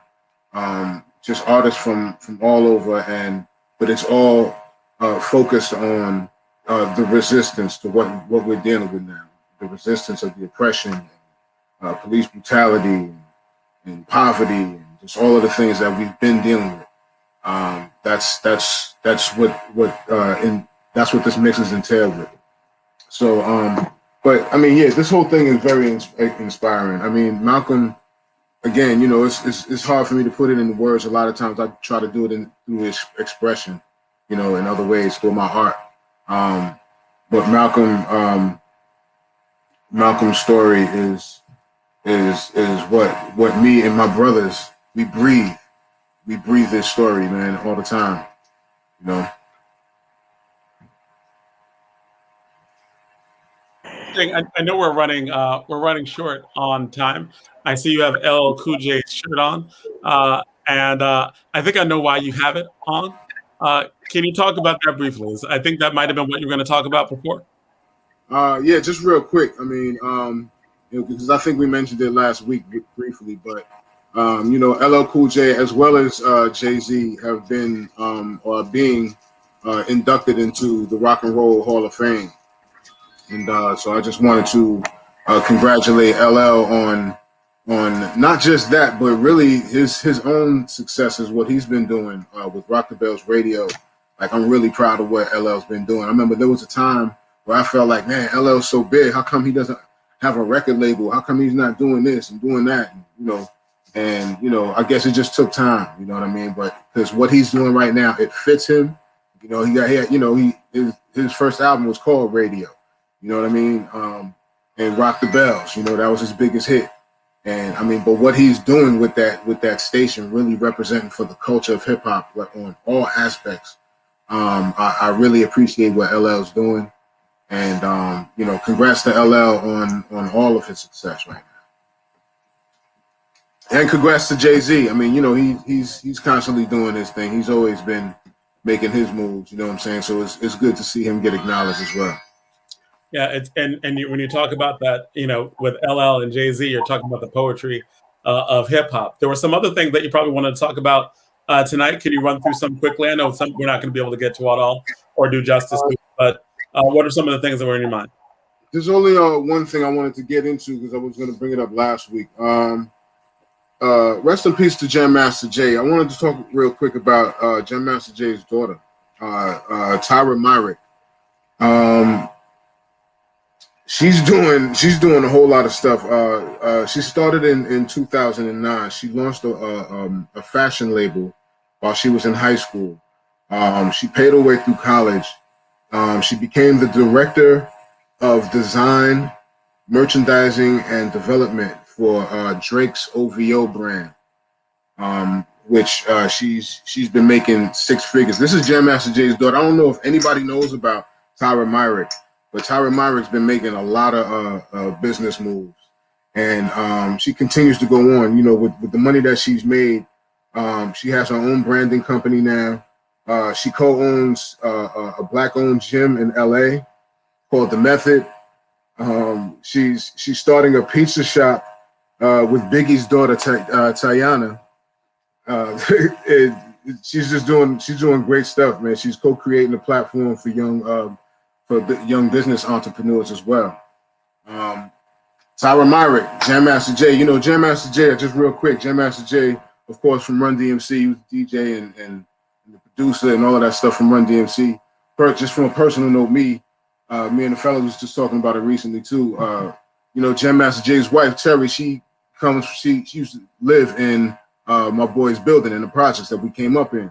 And we met Jam Master Jay the day they got married. He showed up in an Escalade, and he was in a tuxedo with the Run DMC hat and his Adidas on. And he was just getting married to Terry, and it was just a beautiful thing, man. And you know, to see that family grow the way they have, the way Jam Master Jay has grown throughout his career, the way he has, it's a beautiful thing, man. He's been a huge inspiration for me as a DJ from the time he started with Run DMC.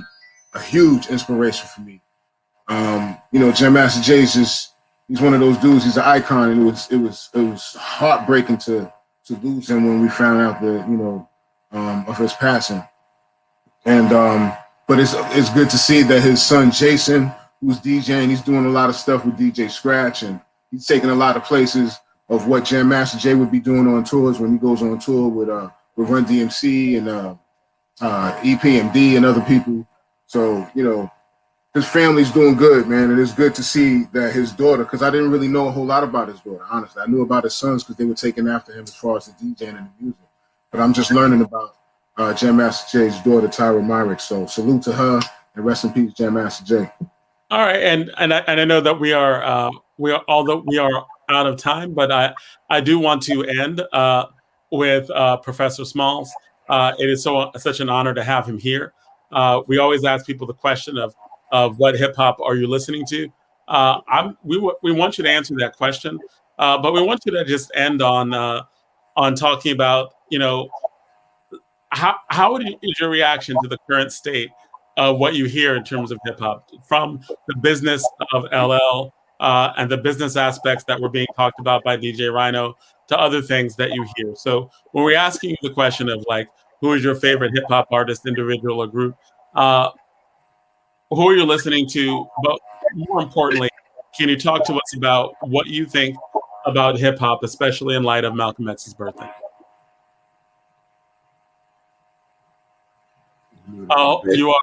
We have you on now. So can you start again and let us know? Malcolm's birthday, Bubba, I know I've celebrated every year for 56 years at his graveside. And Bubba Zade's been with us much of that. But listening to my brother Rhino, you know, the third part, Malcolm said Black nationalism was controlling economic, politics, and culture. Well, hip hop has represented culture in a way that I know Malcolm would be proud and would be happy of that generation. But even more, if you study history, people make their wealth off of their culture. And hip hop brought Black people back to taking control of the wealth that comes from the culture you produce. And I think that Malcolm would be very proud of. I think that would be right in line. If he was alive today, he would acclaim the economic revolution that hip hop brought back to the Black community. Thank you. Thank you so much, Professor Smalls. I know that we have come to another end of this episode. And thank you for having that last word on that. And we are getting ready to go off. But I do want just very briefly. I know your sound has not been very good, Zayed, but very briefly, can you just let us know some things that we might need to know very, very briefly about what's going on next week and stuff that you're working on? And Donna, so Zayed, just maybe 1 minute, and Donna 1 minute as we go off.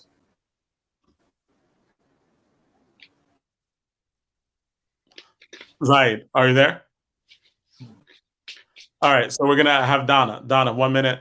Yeah, Professor Small, you had started in the beginning, and I would love to see if you and Rhino could get together and you come back. And you know, a lot of colleges have picked up the hip hop as a curriculum. So if you can come back and talk, you know, and maybe you and Rhino could get together and then figure out how we can do a segment on that, because I know at our local community college, if y'all can hear me, hold on, just in the middle of a sentence, right? Can you hear me? Can you let Donna finish?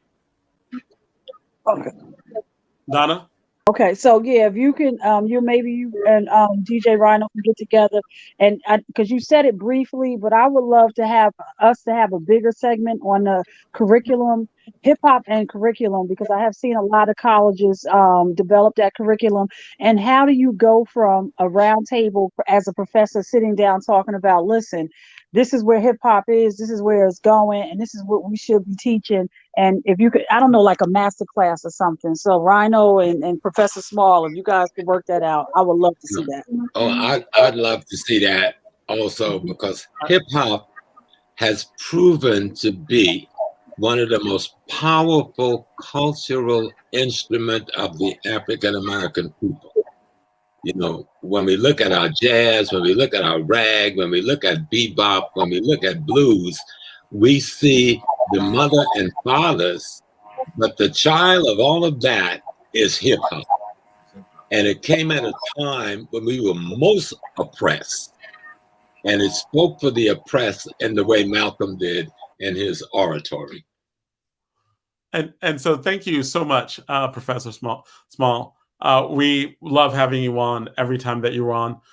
We learn so much from you each and every time you're on. So thank you very much. And that is it for this week for All Politics Are Local, America's number one political hip hop radio talk show. Until next week, everyone be safe and be careful.